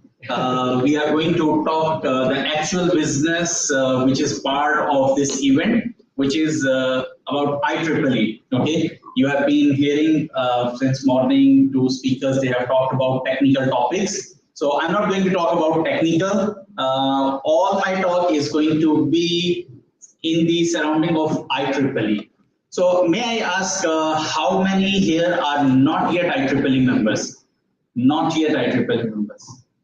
1, 2, 3. Only 3. So the rest, everyone, I assume, IEEE member. Okay, that's great. So happy to hear that we have people from industry who are IEEE member. Okay, so those of you who are not from IEEE, those of you who are not yet IEEE member are my special target. Okay, so I'm going to look at you guys and I'm going to brief you, and also to those who are IEEE members, but they are not yet aware of what IEEE is and what are the things in IEEE. In fact, I joined IEEE in 2013, and at that time also I didn't know in detail what is IEEE. And I believe that time Prof. Norliza was vice chair in 2013. Section chair. Okay, so she would. Okay. Okay, so I joined that time and I was also like, what is IEEE? Okay, have to pay the fee and all that. What are the things? So then slowly when I came into IEEE, then I explored that IEEE is not only about you pay the membership fee, become a member, get the title that I'm an IEEE member and that's it. No, it is much, much beyond that. So today I will try to just cover up, since I have given a very short time to brief about that. I will talk about IEEE in a nutshell, in a smaller way, so that you can easily understand what are the things IEEE is doing it. So can I have the next slide, please? Yeah, I guess there's a camera. Okay. So we will be talking about, we'll be seeing what is IEEE, some introduction, some boring stuff, IEEE history, how IEEE came into existence, and what IEEE is doing and all that, so that you know, like what is the origin of IEEE, not that just we are hearing IEEE. Okay, then I will just explain you what are the things, what are the things in IEEE, what type of member grades are available, how you can join, what level you can join, and what IEEE can give you kinds of benefits. And then I will give some little bit introduction about IEEE Malaysia section, young professional, and Power Energy Society. Next slide, please. Okay, my introduction is already done, but in short, I'm originally from Pakistan. So I'm not Malaysian, based in Malaysia for about 14 years. I did my first degree from Pakistan in mathematics, then I moved to engineering side. Well, I was from engineering side, but I did 2 bachelors. So I did my bachelor's in engineering from UK and then master's and PhD in Malaysia. I have worked with industry, I have worked with academia, and currently I am attached with academia as well as similar to our friend over here. I'm a startup entrepreneur as well. So because what he was talking all about, I was feeling it. Yes, this is the thing that do not just be a stereotype, right? But you said that. Okay, next slide, please. Okay, with IEEE, as MC earlier introduced, my journey started in 2015. So I have contributed on several positions, but these are my current positions. Okay, these are my contributions to IEEE that currently I am serving. So what I have served in the past, that maybe you can explore from my website later on or from my social media. Next slide, please. Okay, I am also part of outside Malaysia, part of IEEE as well. I hold some regional positions where I'm serving young professionals and Power Energy Society with different roles. I do. This is an honor for me that I received several awards from IEEE. So the most latest one and then the highest award that I received is the 2021 MGA Young Professional Achievement Award. In Malaysia, only 3 people have gotten that, and I'm one of them. And 2 have gotten recently. So this year, when 2021 I got it, I had a share as well. So total Malaysia has received 3. So I'm among those 3. Okay, thank you. Thanks for this appreciation. And this is all the credit goes to, by the way, to IEEE Malaysia section and the related chapters, the organizations who are part of it, which made this success happen. Because I alone, I am nothing. So what IEEE has given me, it's like IEEE is like a family, always I treat IEEE is like a family thing, I get it always. So next slide, please. We will talk more about IEEE and what IEEE can give you or what you can get it from IEEE. Just be with me. And one announcement here, please be attentive. I may ask some questions and we have some giveaways if somebody will answer the right answer, okay? So get ready. I'm not going to ask anything outside from my presentation. Everything will be from the presentation. So you have to be very attentive if you want to grab some excited prizes from IEEE and UM student branch, okay? So get ready for that. Okay, so let's come to the actual business that we are here for, IEEE. So what is IEEE? Basically, IEEE is Institute of Electrical and Electronics Engineers. But now, IEEE is not limited to electrical and electronics engineers. This is one thing that people have to remember. And you have to know. We have here our friend, he's from civil engineering and he's part of IEEE. He's part of IEEE. So this is very interesting, like nowadays research and all the industry, they are going multidisciplinary and interdisciplinary. So when we talk about interdisciplinary, here comes IEEE. IEEE is going beyond the border of electrical and electronics. And the tagline of IEEE is advancing technology for humanity. So the factor of humanity is always there, that whatever we are doing, whatever technology we are developing is for humanity. Next slide, please. So the history of IEEE, the origin is since 1884. So you can just assume, 1884. Maybe my great grandfather was at that time. Previously, I think there is a timer in this slide. Okay. So this is over 100, and I can calculate, I think 136 years or 38 years, almost 136, 38 years. So when the American Institute of Electrical Engineers was founded, okay, and then they moved in 1912, another association was formed that was called IRE, Institute of Radio Engineers. So these two institutes, subsequently in upcoming years, they merged, and when they merged, they came up with something called IEEE when in 1962.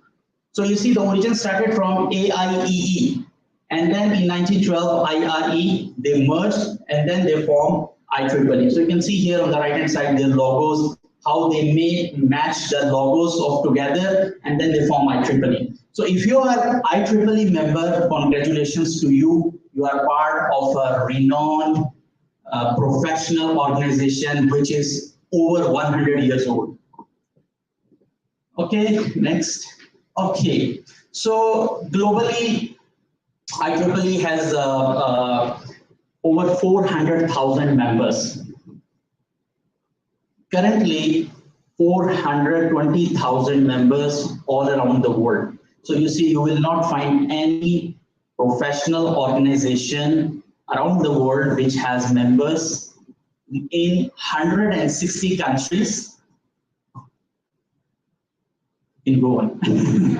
Okay, and what IEEE does? IEEE organizes annual conferences. IEEE publish journal articles, periodicals, and then interesting thing in IEEE is that IEEE has technical societies which are the focused groups. They are focusing on a specific niche. Like for example, I am a member of Power and Energy Society. So I'm working on power, so I can be part of this particular society. One membership of IEEE, you are part of IEEE, the whole organization. But if you want to be part of a specific group of like-minded people, like for example, she is working on blockchain. So there IEEE has a blockchain group. Somebody works in materials, so IEEE has a group of materials. Okay, now as I mentioned earlier, IEEE has 420,000 members in over 160 countries. So how IEEE manages their operation? IEEE has divided the operation into 10 different regions. So if you look at the map of the purple color, that is region 10. Malaysia comes in region 10. So it starts from, I believe, Afghanistan until it goes to Fiji Island in the east, and in the north, Mongolia, and in the south, New Zealand. So all this area, it is part of region. We, Malaysia, we are part of region 10. Okay, this is current leadership of IEEE. The current president and CEO of IEEE is the gentleman with the glasses in the middle, you can see, KJ Ray Liu. He is the IEEE president and CEO. Upcoming president next year, we will be meeting with a new president, that is Saifur Rahman. On the right hand side, you can see. And the previous president was Susan. Right now, she is holding the office as a past president. So in IEEE, usually the senior leadership, they serve for 1 year as the position of president. And most of these people, they are coming from either one of the place, either from academia or from industry. And they are all electrical electronics engineers like me, like you. Please, next slide, please. Okay, before I move forward, let's have some quiz. I see some new participants came, so let me just tell them, please be attentive. I'm going to ask some questions and you will grab some exciting prizes. Okay, so get ready with that. So I'm going to ask one question here. I will exclude those of my friends who are already IEEE committee members. They are ineligible to answer the questions. Okay, so so the question will be with those who are not the committee members of IEEE section and Kuala Lumpur subsection. Okay, my first question.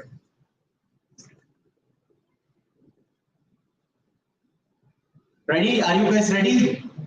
Okay. What is the abbreviation of IEEE?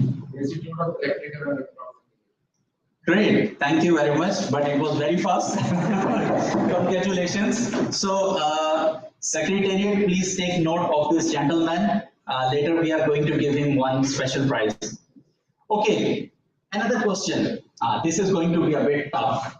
Okay, this is going to be a bit tough question. Who is the current president of IEEE? Current president and CEO of IEEE. Yes, please. Who is elected just now? The current president. No Google, please.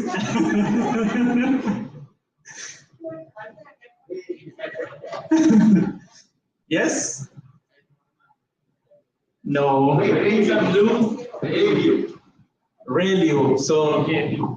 The answer actually came from him first, so I'm going to accept from him because he raised the hand, but I stopped him. Probably Google? Sure, not Google. Okay. Okay, so that's the right answer. So the current president is KJ Ryu, and Saifur Rahman is the upcoming president. So he will be president next year. Okay. So let's make more interesting. More questions will be coming. Don't worry. So I just want you to be attentive. See what is coming up. What is IEEE all about? So that you can also win some prizes and you get to know about IEEE. Okay, so how you can get involved with IEEE? Like what I mentioned that IEEE, you pay membership, you become IEEE member. But then what? What you are going to do with that? IEEE has technical societies. So there are 39 technical societies. In my upcoming slide, I will show about them. What are those societies? And they are based on your field or technical niche that you belong to or you are working. And then you can particularly join that society and you can be part of it. Besides that, IEEE also have technical councils. One council is formed with several societies. So they are a broader group working in a specific field, but they are overlapping with different societies. Okay, then IEEE has another thing called technical communities. If you are IEEE member, you can join any technical community without paying any money, extra money. Okay, but if you have to join the society, you have to pay. Some of the society, like here we have Communication Society, COMSOC. So if you want to join COMSOC, you have to pay additional membership fee to become a COMSOC member. Okay, and then IEEE also has affinity groups. So there are total 4 affinity groups in IEEE, and you can see here Young Professional, one of the collaborators. They are one of the affinity groups. So there are 4 affinity groups. Very famous one is Young Professional, Women in Engineering, and Consultants Network that I'm also part of it. And then there is another one which I think we all are very young for it, Life Member. So Life Member is someone when you have your IEEE membership plus your age equal to 100. So we have a very long journey. Let's not talk about that. Okay. I think no, maybe Prof. Norliza, if you have that much membership here. Life members, 6 already. Okay, that's a. I see. Okay, so we are on the way. But for me, I calculated for myself, once I will become 59 years old, then only I will be a life member. So my IEEE membership and have to remain IEEE member throughout my life until 59. plus my age, so then I will be eligible to be a life member. So you can calculate, join as early as possible so that you can be a life member in your early age. Japan and Korea, I think they have a lot of life members because I think they join in a very early age. So here we join late, we are, some people, they even don't join while they are studying. So anyways, back to the topic that you can join these societies, technical councils or communities or any affinity group as a member, and also you can contribute them as a volunteer. Like myself is a volunteer, here are 1, 2, 3, 4. There are many volunteers you will find around us, they are IEEE volunteers. So when you are IEEE volunteers, you get more closer to these associations, and then you get more benefits that I'm going to share in my next slide. Next slide, please. Okay, so we talked about 39 technical societies. Here you can see the logos of all those 39. I believe all I try to put in one slide. So 39 societies, they are covering different fields, different backgrounds, people, but within the domain of electrical and electronics. So you can see Computer Intelligence Society, Computer Society, Communication Society, Power Energy Society, Education Society. So whichever field you are coming from related to engineering, you will find somewhere within this chart that IEEE is taking care of those professionals. So you see, if you are even working in computer, you are working in blockchain, you are working in smart grids, you are working in smart village, smart homes, everything IEEE is providing you, and IEEE is keeping itself up to date with the current technologies and keeping their members as well. So how it is happening? It's happening because of the members. Members are keeping it active. Next slide, please. So I talked about councils, so there are 7 councils in IEEE, 39 societies, 7 councils. So these councils, these are the logos like Sensor Council. So like Sensor Council, it's not only, they are like a group that who are working on sensors. There are people from manufacturing field, they are also part of Sensors Council. There are people from what we call that material science, they are also part of sensors. There are people from power background, because in power you also need control and automation. So it covers a broader range, and it brings people from several societies under one umbrella. So that's the purpose of the councils. Okay, next, affinity group, okay, technical communities. What I mentioned that once you join IEEE, you cannot join a society free of charge. So, but you can join technical communities without paying any additional money. What is here? Technical communities are those fields which are hot topics, the hot fields. Let's talk about here, see, entrepreneurship. So our friend here is from entrepreneurship background. You can join IEEE Entrepreneurship Exchange Group. Then we have Smart Village, IEEE Brain. Now people are working on brain technology and all that. Blockchain, computing, cloud computing. So if you are from computing background, you can be part of this specific group. Big data. So you see, IEEE is not focusing in a broader picture of computer science, but going deep into the specific niche. So that's what where IEEE gives you an opportunity to grow yourself and to grow your career by joining these communities. Next slide, please. Did I miss one slide? Okay. So let's have another quiz. Are you guys ready? Okay, very easy question, very easy question. Who is going to answer this? Who is ready? No, Raza, you are ineligible.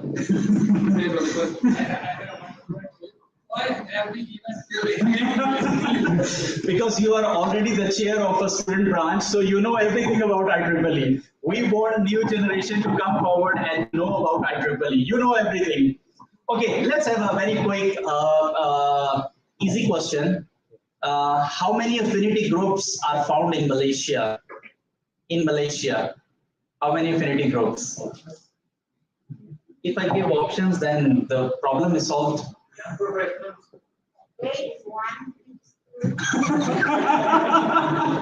Yeah, that's a nice options. Yeah.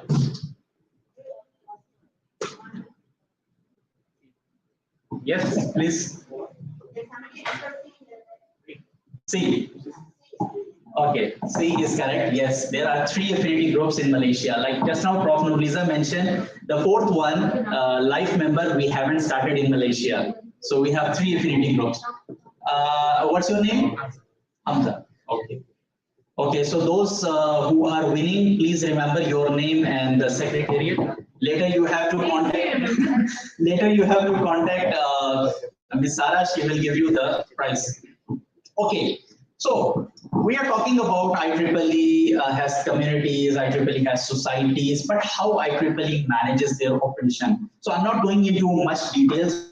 This is the hierarchical chart. So just to remember, just to easily understand that in Malaysia we have one section. Okay, so you see the red color, I put it here. We are under region 10. So section Malaysia is a section, and under section there are subsections. I will talk about this in my upcoming slide.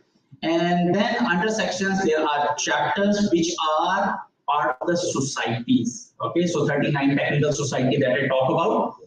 Then we have affinity groups. Just now somebody answered. There are 3 affinity groups. So you can see here, even in this slide it was mentioned. If somebody can just read it from here, affinity group, you see, all 4 are mentioned there. Okay, and then it comes down to the student branch. So right now, you're sitting here, maybe some of you are part of UN student branch. Okay, so that's how the operational mechanism of IEEE works in a hierarchical way. I'll not go into much detail of it. Let's come to the further detail. Next slide, please. Okay, what type of memberships IEEE offers? Okay, how many are, is there anyone, I don't see any undergrad. Anyone undergrad here? No one undergrad. Okay, so we will not talk about student membership. So mostly postgraduates, right? So if you're a postgraduate member, you can join IEEE as a graduate student member. Okay, so that's the level, but you are still a student member, but graduate student member. The fee for graduate student member or student member is same, but the benefits are different. Graduate student members, they have more benefits.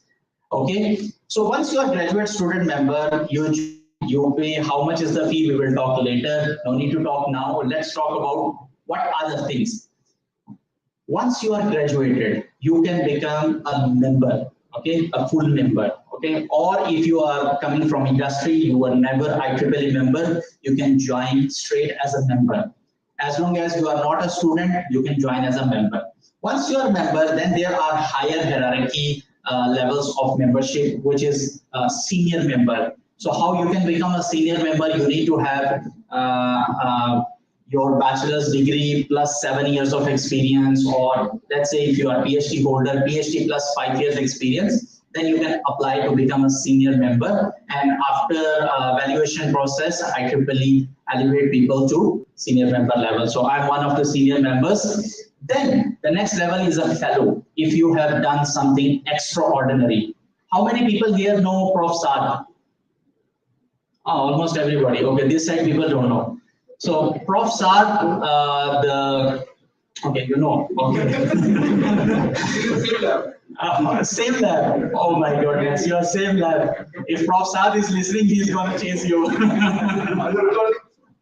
Yes, this is live broadcast. Okay, so Prof. Saad recently, early this year, he was elevated to a fellow level. Okay, so he's one of the IEEE fellows in Malaysia. There are how many Dr. Fawnizu fellows we have in Malaysia? I think three. So we have only 2. Okay, Dr. Prof. Norliza. 2. One Malaysian, one from Bahrain. Okay.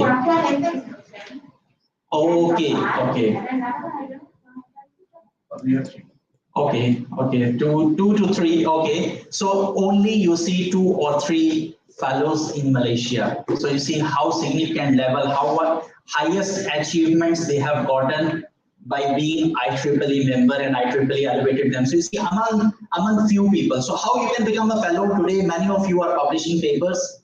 You do some extraordinary thing. Tomorrow maybe one of you will be the fellow, part of Malaysia section or whichever section you will be part of it in future. Okay, then is a life member. So the life member I have already explained you. We will not go into that. So these levels, they come with certain criteria, but where you can join as a graduate member or you can join as a member, full member. So, okay, there are some newcomers. So I would like to again ask with the voting, how many here are not yet IEEE member? 4, 5, 6. Okay, confirm, okay. After this membership, direct member, okay, direct member. Since you have industry experience, maybe senior member very fast. Okay, so the graduate student members, please take their faces note and down. Later, I'm gonna force them to become IEEE member. I will explain you, and I'm sure you will understand that yes, you need to be IEEE member for the sake of benefits. Okay, press 1 time, 2 time. Okay, one more time.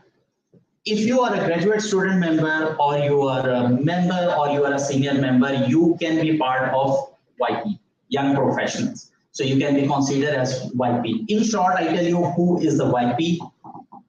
The moment you are graduated from your first degree and 15 years of duration. So you can calculate when you were graduated. If you become IEEE member, you can be a YP, Young Professional, if you fall within that 15 years of period. Eligible YP. Okay, you can join YP membership free of charge. There is no additional cost, and it is not offered to student members. Okay, so when you are YP, there are some other additional benefits which come to this membership. Next, please.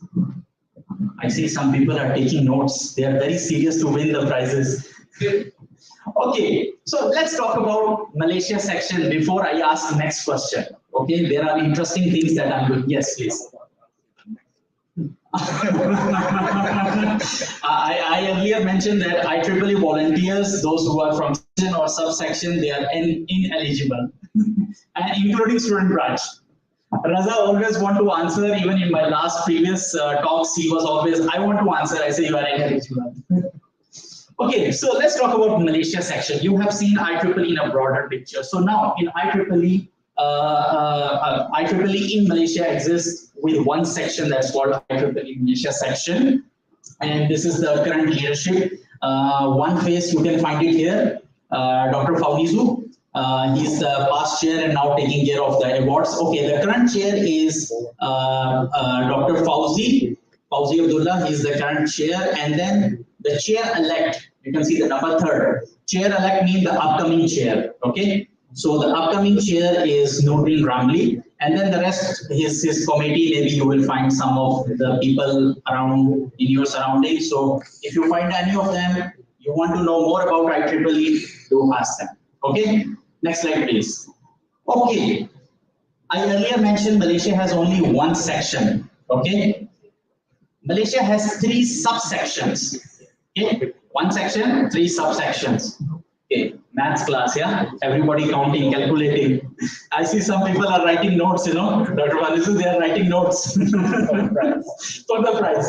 But they are going to memorize it. And tomorrow, maybe those people who are writing there, they will be standing here and talking about IEEE, I'm sure. Okay, so Malaysia has 3 subsections. Kuala Lumpur is the newly formed subsection, and Prof. Norliza, among you sitting here, she's the chair of Kuala Lumpur subsection, and Dr. Fawnizu is the vice chair. The other 2 subsections, they are in Sabah and Sarawak in the East Malaysia. Okay, so their faces you can find here. Probably if you travel to Sabah or Sarawak, you can meet them in one of the IEEE conferences. Okay, next slide. Here is my team.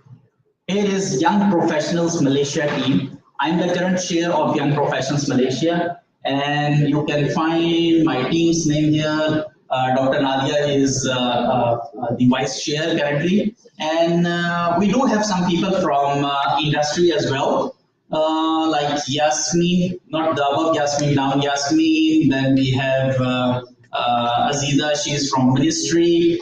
Mardia from industry as well. Hisham, he's working also with industry. So we have mixed people. We have people from industry, we have people from academia. They are part of Young Professionals. And here we have Azmi Linda, your ex-teacher. Yeah. So you can recognize her face. So this is my team, and we are focusing on young professionals like all of you who are sitting here, youngs. And I believe all of you are young, still young, right? So Anything you need to ask about young professionals, you can find me or any of my team members. Next slide, please. This is our social media, IEEE YP Malaysia. You can always click there and find more information about anything about IEEE YP. Okay, just IEEE YP Malaysia. Don't forget to subscribe, like our everything. We are on Telegram, we are on Insta, everywhere. Okay, next slide, please. Okay, here I'm going to brief a little bit about Power and Energy Society. I believe most of participants here are from engineering power department, right? How many of you are not from power field? Okay, very few. Okay, very few. So it means most of you are from power background. So those of you who are from power background, this is much important. So do you want me to ask a question first before I talk about this? Okay, very easy question. How much is the membership fee for students? I never say about that. I never explained in my slide yet. But your question, your answer is wrong. It's not 50. Okay, your answer is already wrong. No, you are also wrong. Okay, let's hold on this question. We will talk about this later. Okay, and we have a discount also, 50% discount going on. 50% discount. So you are going to pay only half of it. Okay, so let's talk about Power and Energy Society. This is one of the societies that I mentioned, 39 societies. Okay, this is one of the society. This society is also very rich, same as like IEEE. It has 400,000 members in 150 countries. So what you can understand now, most of IEEE members are from power and energy background. Okay. If you are working on any of the subdomain of power or any of the subdomain of energy related, then you should be part of PES, Power and Energy Society. Okay, so we are under Region 10. This map you can see the colorful one. We have made it very nice one where you can easily find out where you are based in. So in Region 10, we have 46 chapters. Okay, 46 chapters. Don't worry, I'm not going to ask this question because I also don't remember how many. So I have to look back here. So we have 179 student chapters, meaning that at 179 universities, we have the student chapters of Power and Energy Society. Okay, since there are many students sitting over here, I will encourage to the current chair, Raza, to please consider looking into Power and Energy Society student branch chapter here, because you have many students, but unfortunately in UM, you haven't formed any student branch chapter yet. So this is one thing. And then how many members we have in Region 10 are over 11,000. This data is last year December. Okay, so probably now more. Next slide, please. Okay, here might be a question. Okay, get ready, prepare your notes. Okay, the current president is the lady on the left, Jessica. She is the current president of Power Energy Society. If you would like to meet her, please join the conference in September. She's going to be here in KL, in Pullman KLCC from 12 to 14 September. So if you have a paper in the field of power energy, sorry, you cannot submit it now, but you can attend the conference as a participant. Okay. And she's going to be there and she is going to give a keynote talk. So you will have a chance to meet directly with the president of PES. Okay, this is the current leadership. Can you find any known face here? Prof. Husley. So Prof. Husley is from the same department as you guys are. And he's the current chair of PES Malaysia chapter.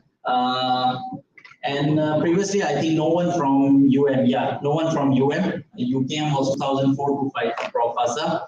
So he's the current president, he's the current chair of PES Malaysia chapter, okay? This is the whole leadership and you see people are coming from UM. But why you guys are not registering to IEEE? Think about it. Next slide. Okay, how many of you are working here on smart grids? No one. Okay, let me just give a little bit. If you are a member of IEEE PES, Then you can also join this technical community which is focusing on smart grids. Okay, next. Smart cities. Anyone working on smart cities, smart home? No one. Okay. Then those from power, what are you working on? On matter programming? Power electronics. Okay.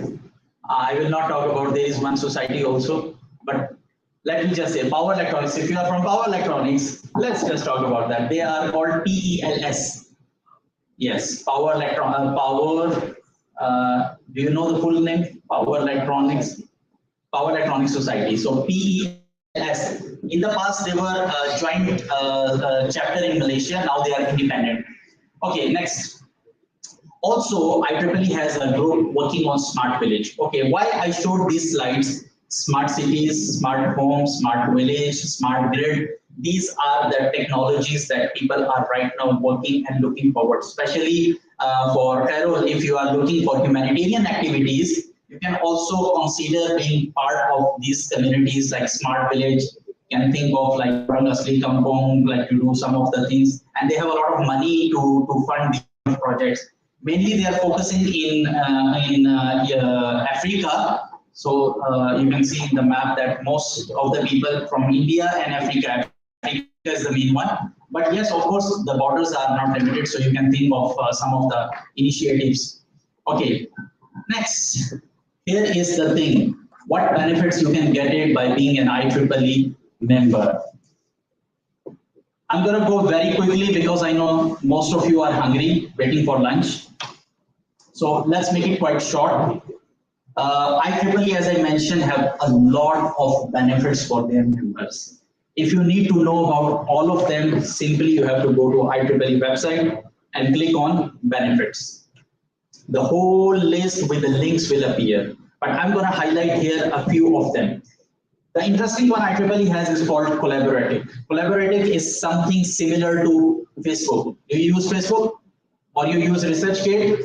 This is something like ResearchGate or Facebook, but what? With focused group from IEEE. The members of IEEE, they are part of it. This is a social site where you can get connected with people, and you can even contact professors, you can contact people from industry, the leaders of the industry, and nobody's going to tell you, hey, why you are sending me friend requests through collaborating. If they are at collaborating, meaning they are there to get connected with you. Okay, so this is one thing. If you are not even IEEE member, you still can join IEEE collaborating, but the features will be limited.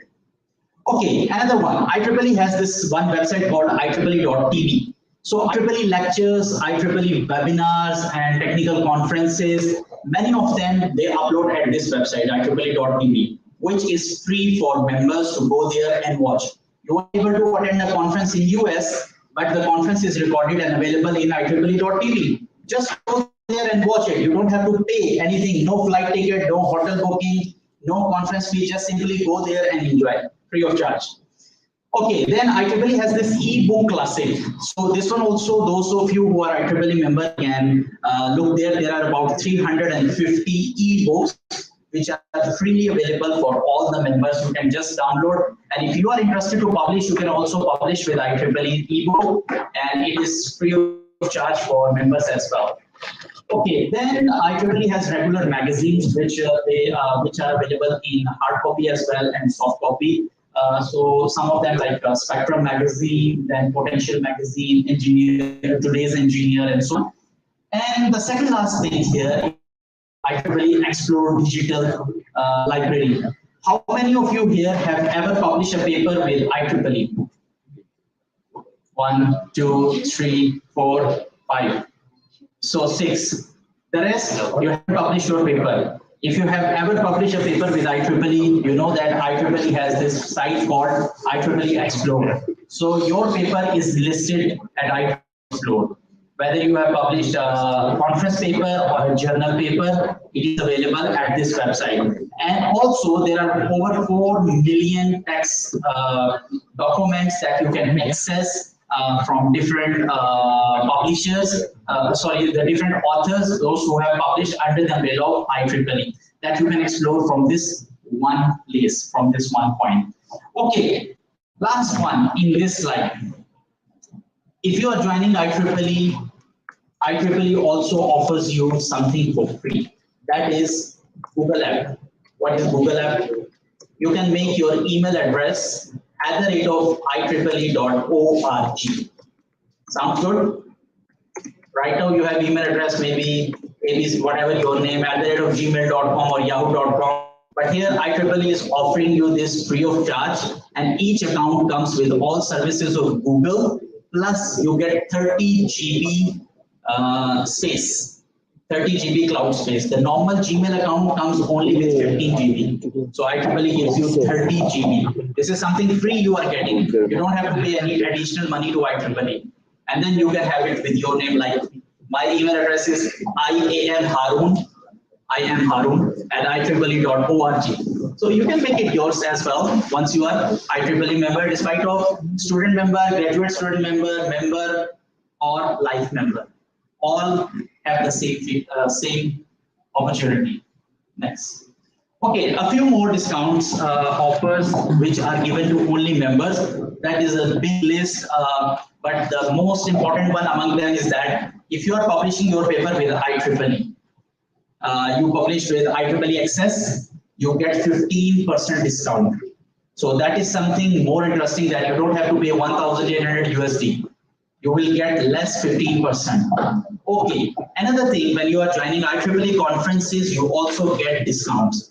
Normal people who are not yet IEEE member, they pay full fee. So you get the discount here, and especially students, they get more and more discounts. So this is the best time when you are a student. You should grab this opportunity and join IEEE.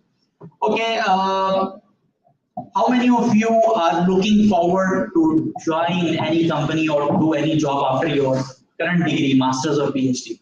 How many of you don't have any job yet? Everyone have job? No need job?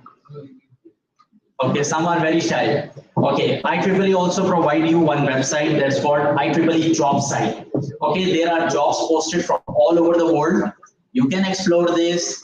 If you are IEEE member, you can directly make your profile there and you can join. You can apply for those particular jobs which they have open to IEEE members. Okay, so this is another opportunity that IEEE is giving you.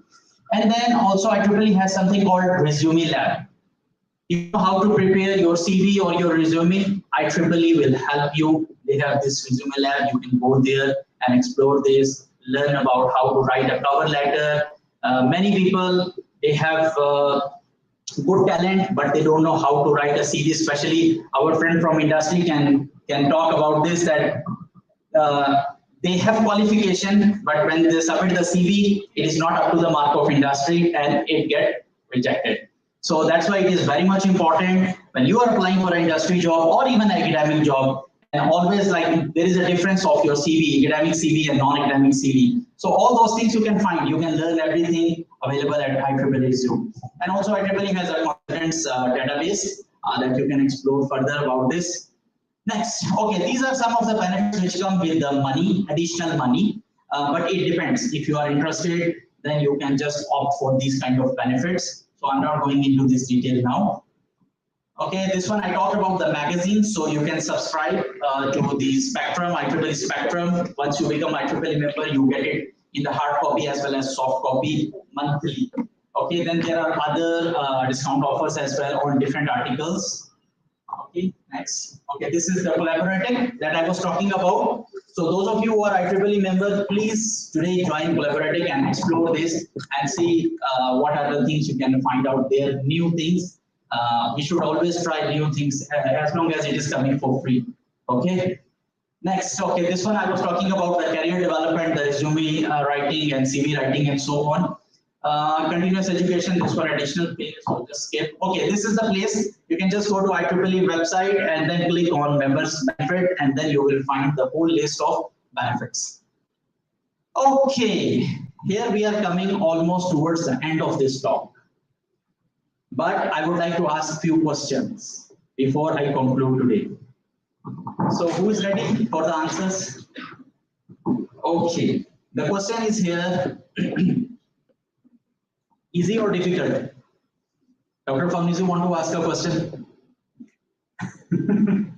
I'm going to ask very easy one. I want all of them to get something from IEEE. I don't want them to go back home without getting anything. Okay. Who is the current chair of IEEE Young Professionals Malaysia? Very difficult.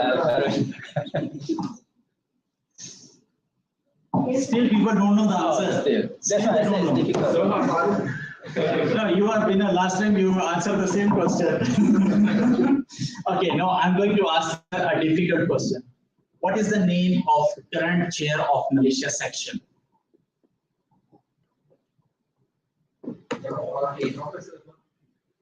Sorry? Current chair, listen to the question again. Current chair of Malaysia section.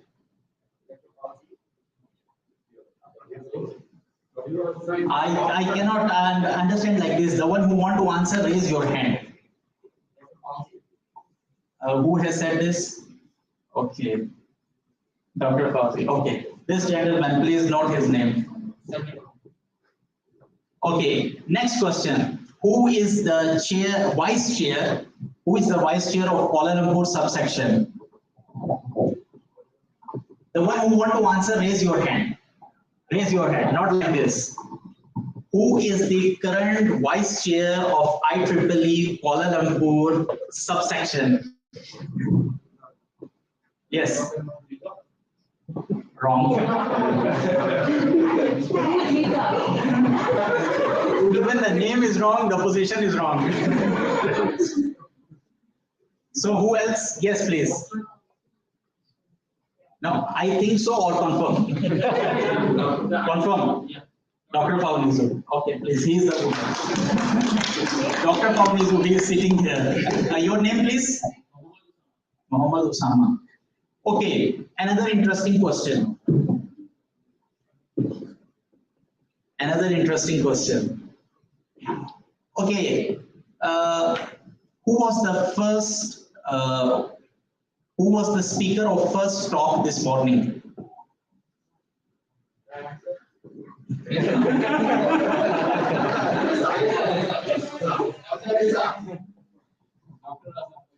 No, I'm talking about the speaker of the talk. The seminar, seminar 1. No Google, please. No Google, please.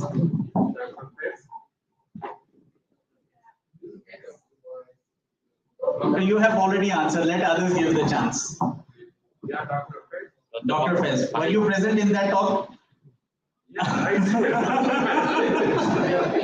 Okay, please take note of his name. Okay, correct. Your name, please? No one. Okay, the last question of the day. The last question of the day. Let me ask a difficult one, yeah? The person who is going to answer just have to raise the hand. Okay, just have to raise the hand. Who has organized this event? I'm not asking person name, okay? Who is the organizer of this event? You are ineligible. You cannot answer. Yes, please. No, your answer is wrong. How you made the leg down, head up. Say the correct name. If you say the proper name, then I will consider you. So you got cheat. You got the answer by cheating. Anyways, we consider that. Yes, just use common senses. Here, it's written here. IEEE Kuala Lumpur subsection. Okay, so they are the main organizer of this event. Okay, let me just share one very quick story. Maybe then you will understand. We were sitting in one session, and your ex Chiku, she was with us. I asked a question. Her son was there. I asked him. I think Haroon was there. I said, "What is the abbreviation of NASA?" And all the people who were sitting there, we were all engineers. Nobody could answer. And her son, he just looked at his shirt. It was written there, and he read it and he answered. Small kid, 10 years old. So see, we have to sometimes use common sense. Okay, so my details were here. You can just find me very easily, iamharoon.com. Okay, you can find, no need, just click quickly. Thank you very much, and I really appreciate your time that you have spent here and listening me. But before you go, I would like to mention about the fee. Okay, those of you who are not yet member, the normal membership fee is $27 for 1 year. But if you join now, because of COVID, IEEE is giving half price. Only you will pay 13.5 US dollars, which is around 60 ringgit. Not bad. You just little money, and with all that benefits I have mentioned, there are still some of the benefits. IEEE is full with benefits. So do join IEEE, and if you need further information, you can always reach to me or any of the volunteers here from Hall DK4 subsection or other chapters, and also Razlan, he is the student branch chair. Thank you very much. Back to MC.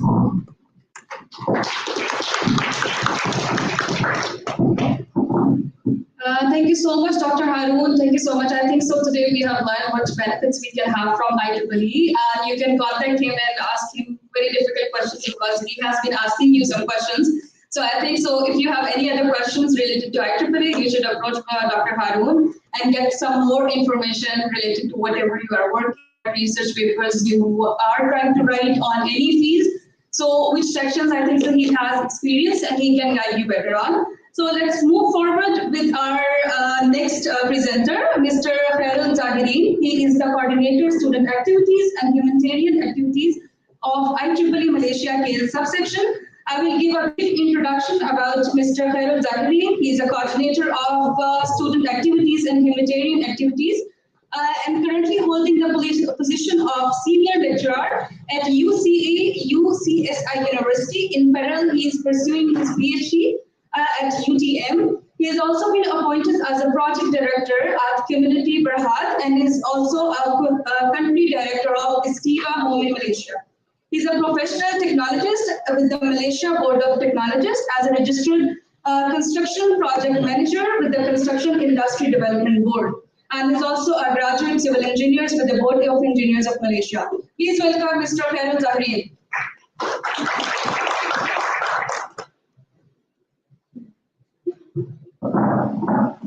Assalamualaikum warahmatullahi wabarakatuh, and very good morning. My name is Haroon Zaki bin Mohd Aruf. As you can see, I'm the Student Activities and Humanitarian Activities Coordinator for IEEE Malaysia Kuala Lumpur subsections. You have my email there, my social media, my LinkedIn, everything is with my real name. I'm not having any fake accounts. Okay? Anyway, you can follow us, not follow back, follow us from the Gmail, LinkedIn, website, Facebook, Instagram, and also our YouTube official channel. Okay, so IEEE Malaysia Kuala Lumpur subsection, who are we? Maybe we can go next. We have our chair here. Maybe I'm not the right person to introduce who is IEEE Kuala Lumpur subsection, but we have here our chair, Prof. Norliza, our chair-elect, or also the vice chair of IEEE Kuala Lumpur subsections, Dr. Fawnizu, our secretary, Dr. Armiza, our treasurer, Dr. Nalidia, myself there, and then Dr. Satya, she's the All-Tech director, UTM, and also the education activities coordinator. We have Dr. Ibrahim from Malaysia Japan International Institute of Technology, UTM, as the industry relation and also professional activities coordinator. We have communication, publicity, and also website coordinator, and last but not least, your event organizer, director, which is Sarah Iqbal, student representative coordinator. Okay. So this is our current member status for Malaysia. You can see we have total of 2,709. Okay. So we have associate members of 14, fellow 3, graduate student member, the second highest, which is 350. Life member 6, life senior 1, member 1,150, student member 743, student member 457, affiliate 20. So the total up is 2,709. Okay. IEEE Kuala Lumpur subsection basically is the substitutes of these. We have one fellow, 2 lab member, 118 senior member, 158 members, graduate members 48, and student members 38. So student members is the undergraduate student, whereas the graduate student member is the postgraduate master and also PhD student. Okay, so I just want to go glance in our activities. So basically, this is our industrial shop, some of it only. So we have here automotive industry, how to adopt and adapt. We have driver transformation in the AI era. We have autonomous driving landscape in Malaysia. Talk, maybe we can go next. S3 industrial seminar on the stall in career with the IEEE. So what are the benefits? Everything is already mentioned by Dr. Haroon Rashid. We have research and development talk, which is, for example, here the webinar on the impact of optimization and control systems of the building industry and also the energy conservation. Okay. We also have research training. We do focus on the, like for here, we have research framework, how to vaccinations for your research throughout the research work, and also common mistake in thesis formattings. How to do the use the template for, certain universities they have template, like in UTM we have our own thesis template, UM you have your own thesis template, how to use that template, okay? So because I'm also doing my PhD, previously I do some freelance work. I realized that some of the students, they already completed their PhD. They just need to submit the final submission, which is the hardbound, but they kind of like somehow fed up and they say like, I want to give up. Why? Because of the thesis formatting. Okay, so that's something like can be overcome easily.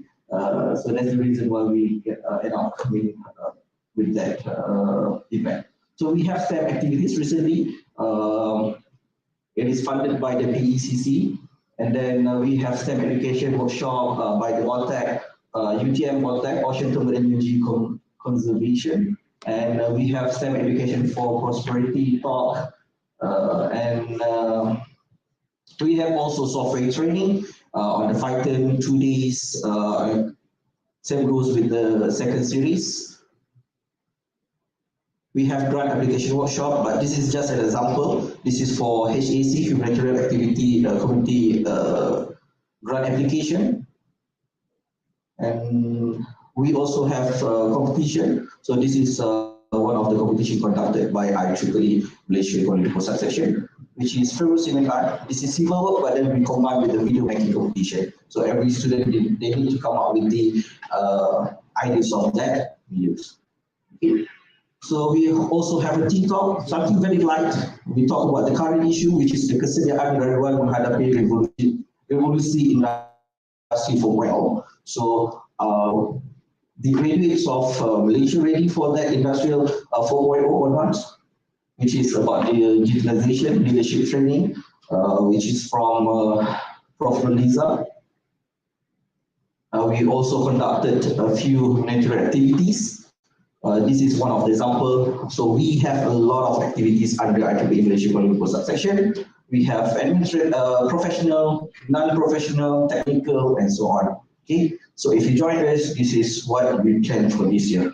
And this is already completed. We have the next slide, which is the plan. And for today, we have the $10 in career with IEEE seminar, and also the membership drive initiative conducted by Dr. Haroon.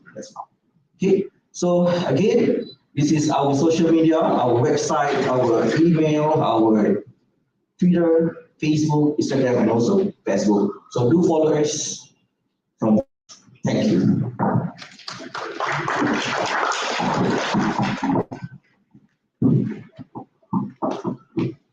Thank you so much, fellow Zahireen. I would like to, I'm very excited to invite our next guest because she is the only female speaker for this event. And I'm really happy to introduce her. She is Dr. Norliza Noor. Norliza Noor is currently attached as a professor in UTM, Razlan Faculty of Technology and Informatics. She has received her BSc from Texas Tech University, and she has a PhD in electrical engineering from UTM. Her research areas are image processing and analyze, and machine and deep learning. She is a senior member of IEEE since 2008. She has a membership for more than 30 years, starting as a student member while studying in the US. From 1998 till 2001, she held several key positions in IEEE Malaysia section. She was the founding chapter chair of the IEEE Signal Processing Society Malaysia chapter in 2022 and held position till 2006. She was the IEEE Malaysia section chair for 2013 till 14. At the international level, the IEEE MGA committee positions she held is MGA training competition. She won it in 2022 in IEEE Continuing Education Committee. Previously, she was the committee member in IEEE IAB Residential Certificate Program Committee. She is the senior member panelist reviewer for 2019 to 2020. And she has several other IEEE positions that she has been running and successfully recruiting and informing the different members about how it will be beneficial. Please welcome Dr. Prof. Norliza.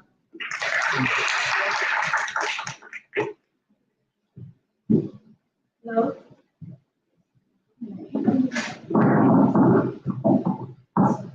Can I come to the slide? Okay, I just say next. Thank you. Okay, thank you very much. Thank you, Fawnizu and Sarah. Actually, both are the IEEE Kuala Lumpur subsection committee members who organized this event. Right, so thank you very much. And then I'm the section chair currently, so it's a part of every event. It's our responsibility to have this membership drive. But somehow my slides is overlapping with Haroon and also Razlan Dhamir, so it's okay. I will skip through all those. Very good, thank you, Dr. Haroon, for explaining in detail. And then also Dr. Razlan Dhamir for explaining the IEEE subsection, Kuala Lumpur subsection activity that we have so far. All right, so I'm quite glad because our committee members are very, very active. So every portfolio, they have been doing a lot of activities, right? So in all, so I would like to welcome everyone here because you are part of the Kuala Lumpur subsection. And as long as your mailing address is either UM or in Kuala Lumpur, they have the zip code between 50,000 to 60,000. So you belong to Kuala Lumpur subsection automatically. All right, that's why just now when people ask about how many fellows we have, 2 or 3, because normally we have one who is commuting, because I'm not sure whether he's still here or not, Professor Demidenko, who is a married Malaysian. So sometimes he's residing in Australia, so he belongs to them. Then sometimes he comes back to here, work here for a few years, then he belongs to us. Really depending on your address, the one that you register with IEEE, your mailing address, so that will be your current belonging, where you are, belong to which section, right? So we have a subsection. So our target is to become a section. We are given about 5 years, right? So, but the thing is, one of the criteria is to have a membership increased by 3-4. So the current one, as Dr. Zahrin just now mentioned, that we already stood at 365. So we have to get into 1,000 members before we become a section. All right. So hopefully all of you will help me doing that by becoming members and encouraging others to become members as well. All right. The subsection, the Sarawak and the Sabah subsection. Sabah subsection is the first one. Right, because when I was a section chair back in 2013, 2014, I'm the one who promoted the idea, so that because they want to be active, but then the travel, because the distance hinder their activities.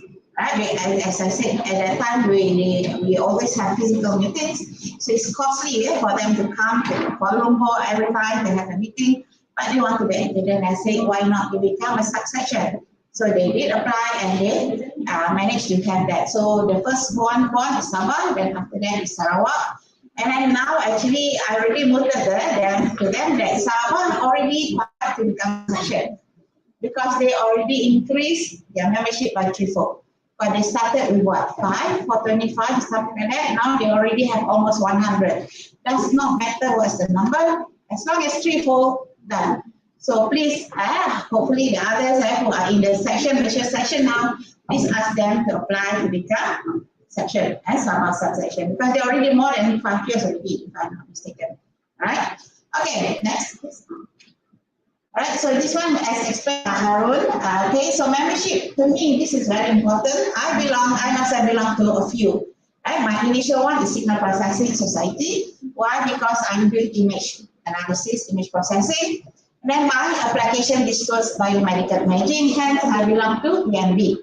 Right? So because most of my papers are cited at the EMB flagship conference rather than SPS flagship conference. I don't do fundamental image processing, I do application. So my EMB is the thing.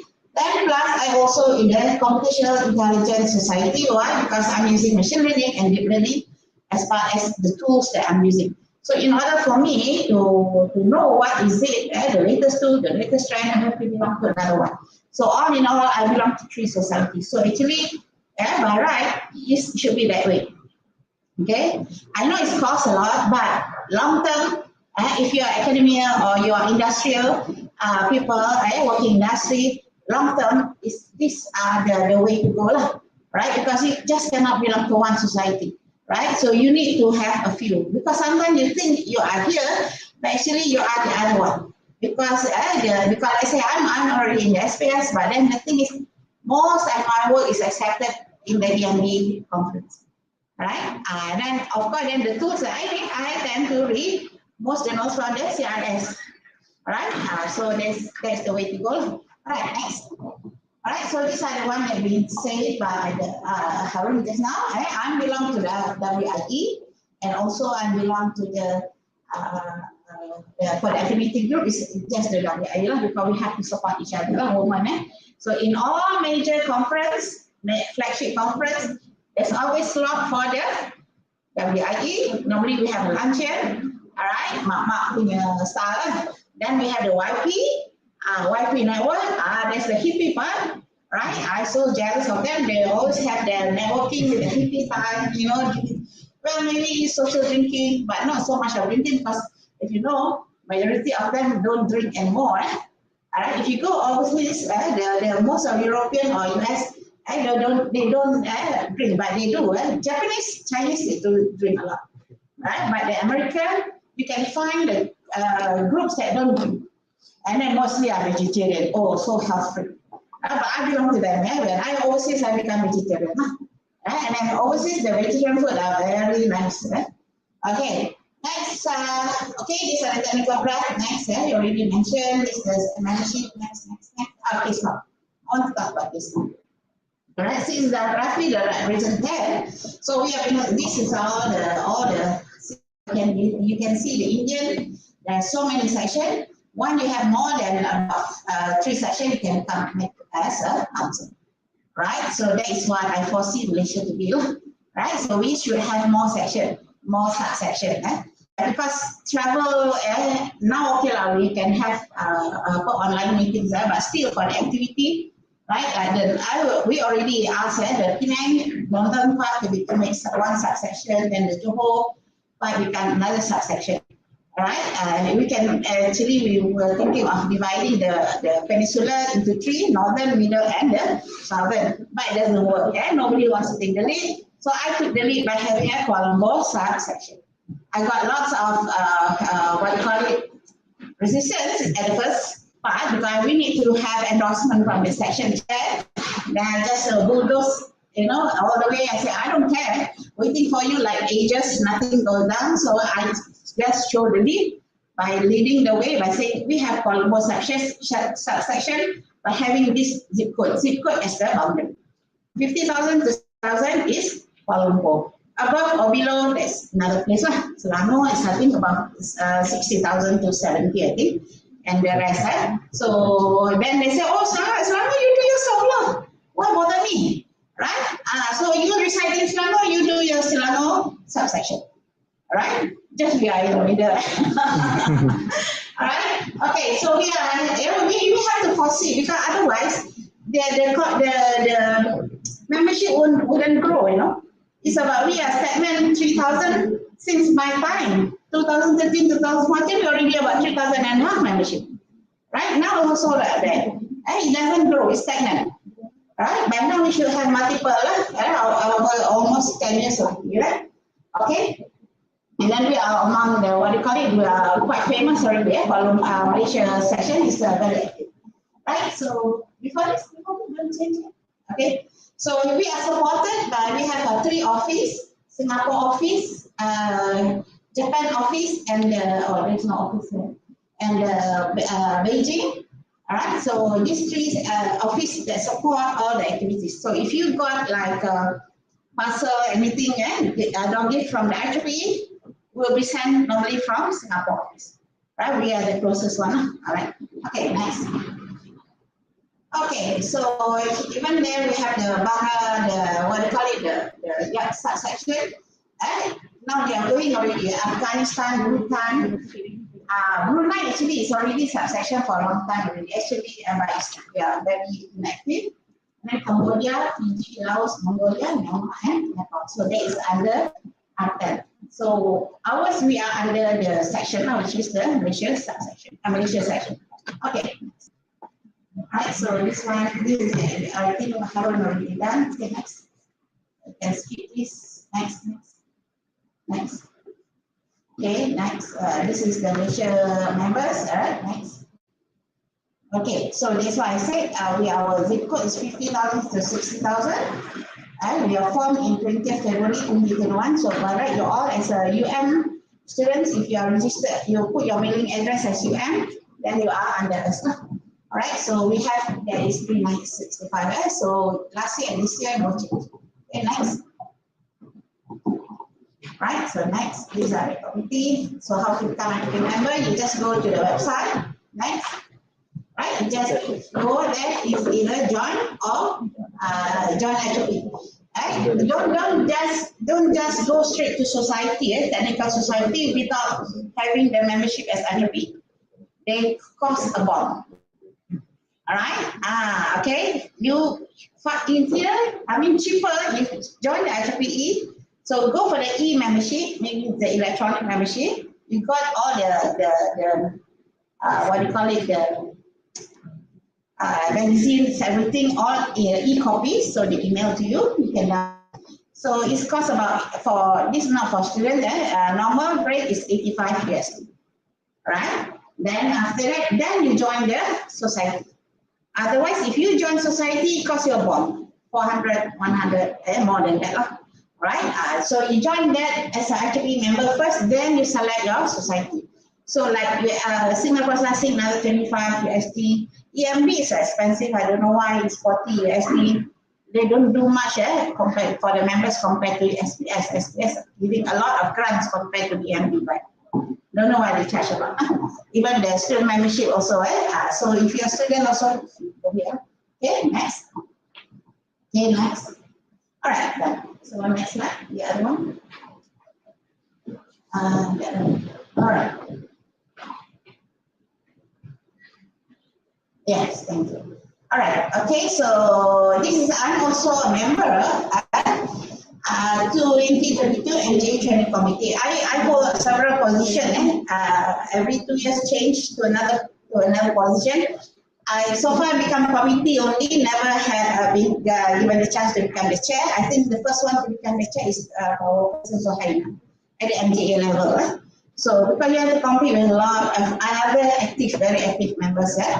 All right, so from here, this one, I'm become the training committee for 2022. So this is for the IEEE Center for Leadership Excellence, CLE.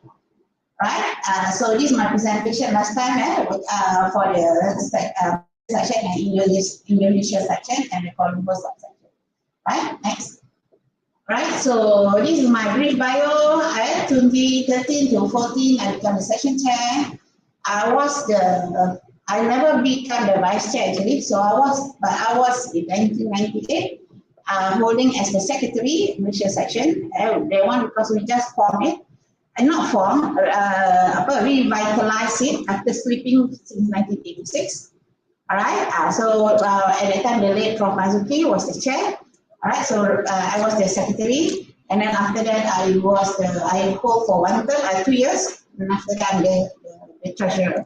Right. So with that, then after that, I because you cannot forever become there. So I opened up. I was the founding chair for the Signal Processing Malaysia chapter in 2002. Right. So I was active in the chapters rather than in the section.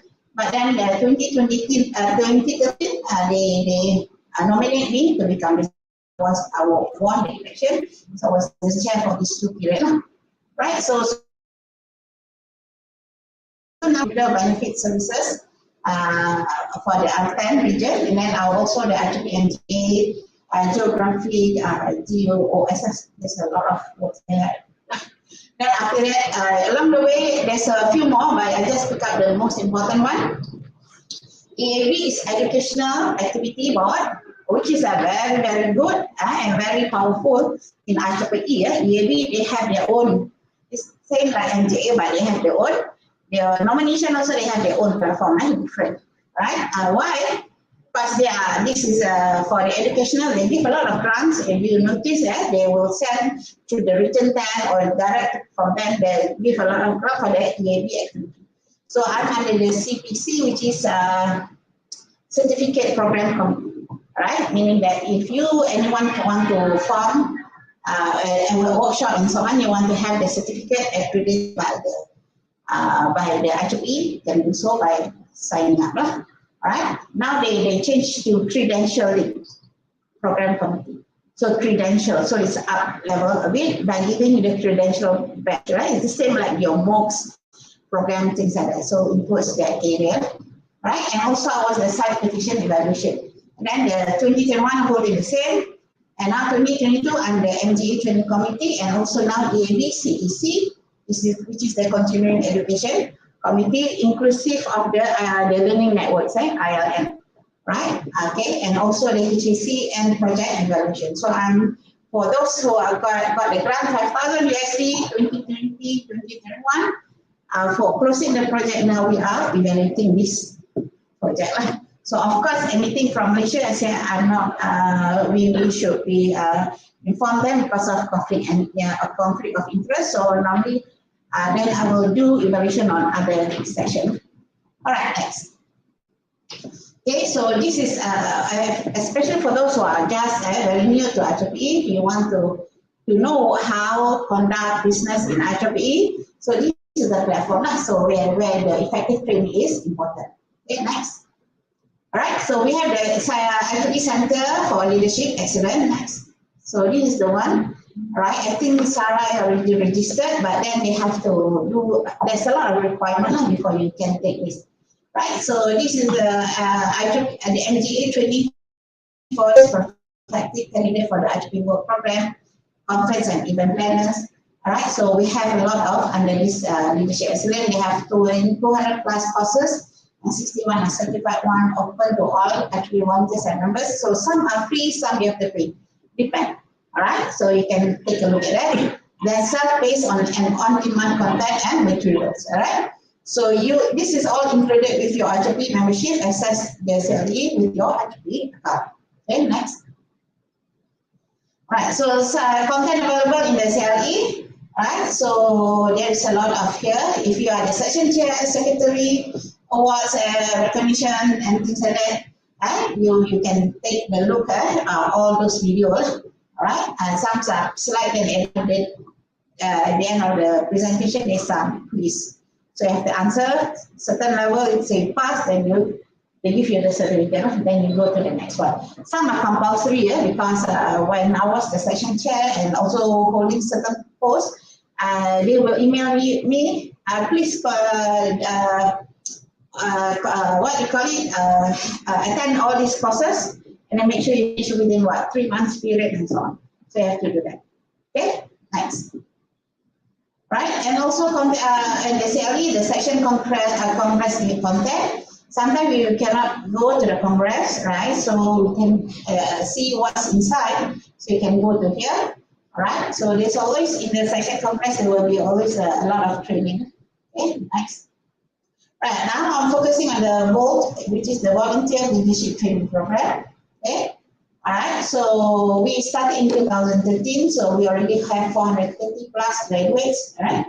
Right, so this is for what you call it, for the volunteers who like to have the leadership program, right? Because sometimes you have to go through experience, exposure and so on. Like myself, I was the secretary in 1998, right? And also after that, I was the treasurer in 2000. Then 2013, I became the chair. And before that, I was the chair for the SPS chapter, right? So those are, then people will say, oh, how do you know how to conduct your chapter, blah, blah, blah. I got the experience behind me. I know how it works, how they conduct themselves, things like that, the rules and regulations, I know, right? But if you don't know, you want to jump, cut the path shorter, shortcut, you attend this program. Okay, because this program, I think, is 3 months program, right? Okay, next. So it's to accelerate, all right? Okay, next. So this the outcome, right? So this is the testimonial. You can read. I can pass that. You can take share the slide with everyone, right? So application requirement. So you must be an active IEEE membership. You have to complete all 8 prerequisite courses, right? And then 2 or more years of experience as an IEEE monitor, meaning you must be a member for at least 2 years. Then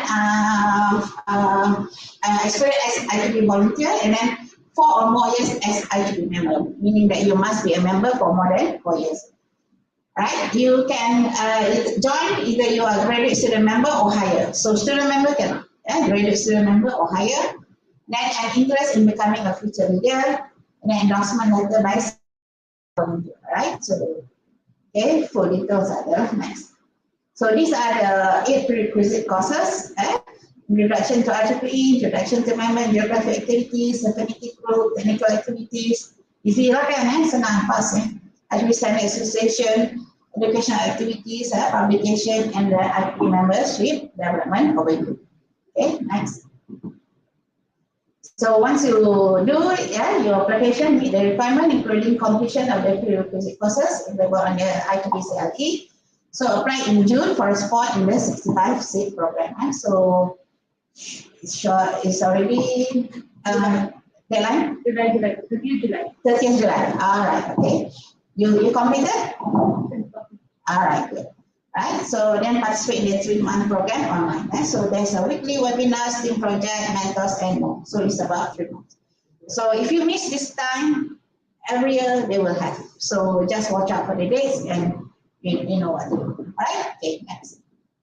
All right, so this is just the additional resources, right, where you can get all the information. Okay, next. All right, so this is also the MJA website, things like that. All right. Okay, that's about it. All right, so these are the. All right, so these are the MJA training committee. The chair is mostly. She's coming over for the IGRESS 2022, somewhere 19 to 22nd July next month. This month, right? To Kuala Lumpur. So these are, as you said, they always have 1 person, 1 members from each region. Okay. All right. Okay. Thank you very much. Any questions? I would like Prof. to stay here for the distribution of certificates. Thank you so much. We are just proceeding towards the last part. I would like to thank all of my participants and also speakers. For first speaker, we will go to Dr. Faiz Zaki. Thank you so much for your insight on the professional presentation skills. Please, some claps would be good.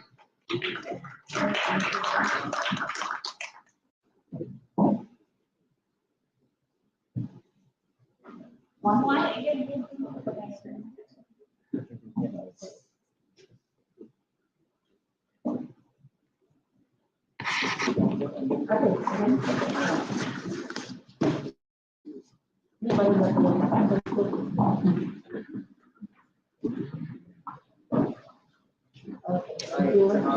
Thank you so much. Now I will invite Mr. Razlan for the tech startup insights he gave us for the students and also the researchers moving towards the startup community.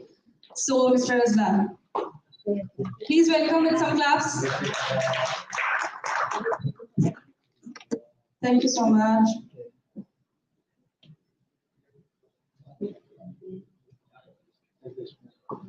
Thank you, Mr. Razlan. Now I would invite Dr. Haroon Rashid for his insights on benefits for IEEE. I think so you guys would be registering for IEEE membership today at the end because he motivated us with a lot of information today.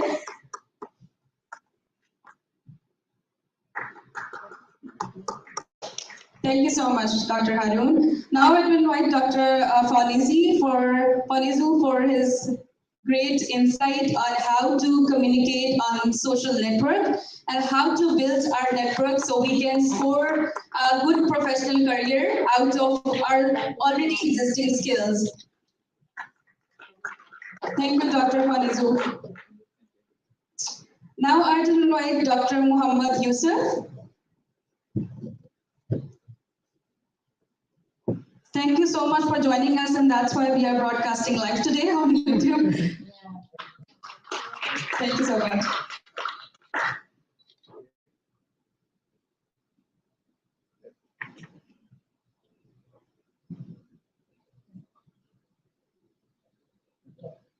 Thank you, Dr. Yusuf. Now I invite Zaki for his insights training on IEEE and how different student branch can join us.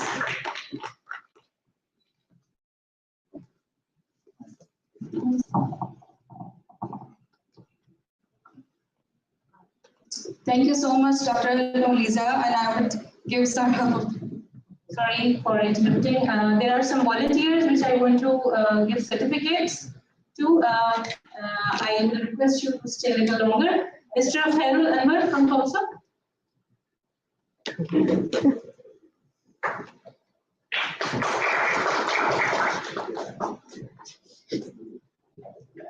you very much for all the support.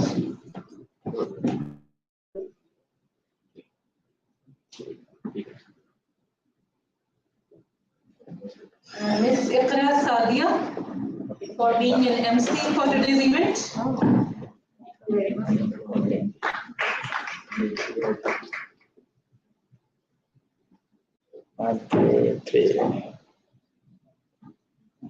Mr. Muhammad Zaharul Islam.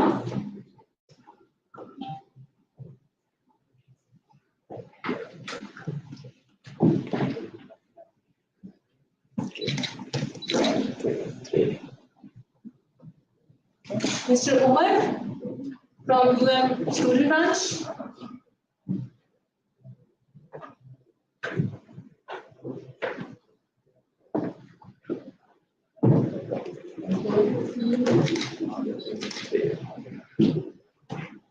Mr. Muhammad Sameer Ahmed.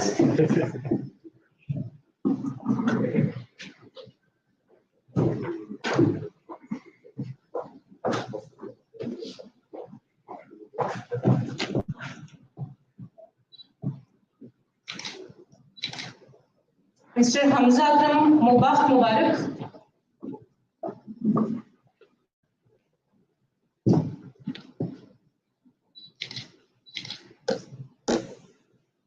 Muhammad Shoaib Ali.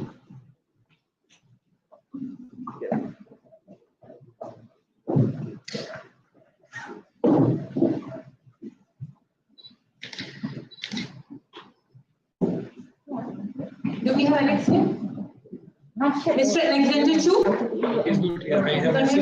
Okay, Mr. Raza Ali, Chair, IEEE Young Student Branch.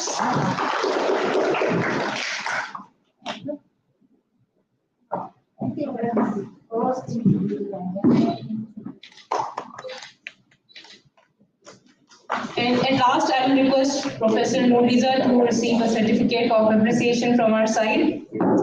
Thank you so much for joining us, Dr. Norliza. Thank you so much. Thank you so much. Thank you so much, everyone, for attending today's event, and I hope this event is useful for you, for your professional career, and for your professional any presentation that you are going to give. Thank you so much for joining us. You can talk about the speakers later. Okay. Doctor, you can. It's okay. Professor Norliza From YPA. from Young Professional Malaysia. Okay. Dr. Fawnizu. I feel young again. Haroon. Yes. Dr. Mohd Yusuf. Thank you very much. And our speaker today. Mr. Razlan, thank you very much. And our second. Thank you all the participants. Mr. Faiz, Zaki. Thank you very much for all the people who volunteer here. Young Professional. This is from Young Professional.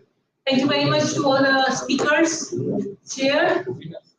And group photo, yes. Come for the group photo as well. Yeah. Put the banner at the back. Everybody can sit here in 3 rows and then can take photo from here.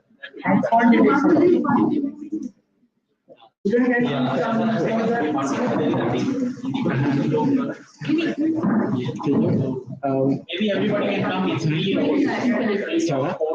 After group photo, please collect your lunch. Thank you so much for the event.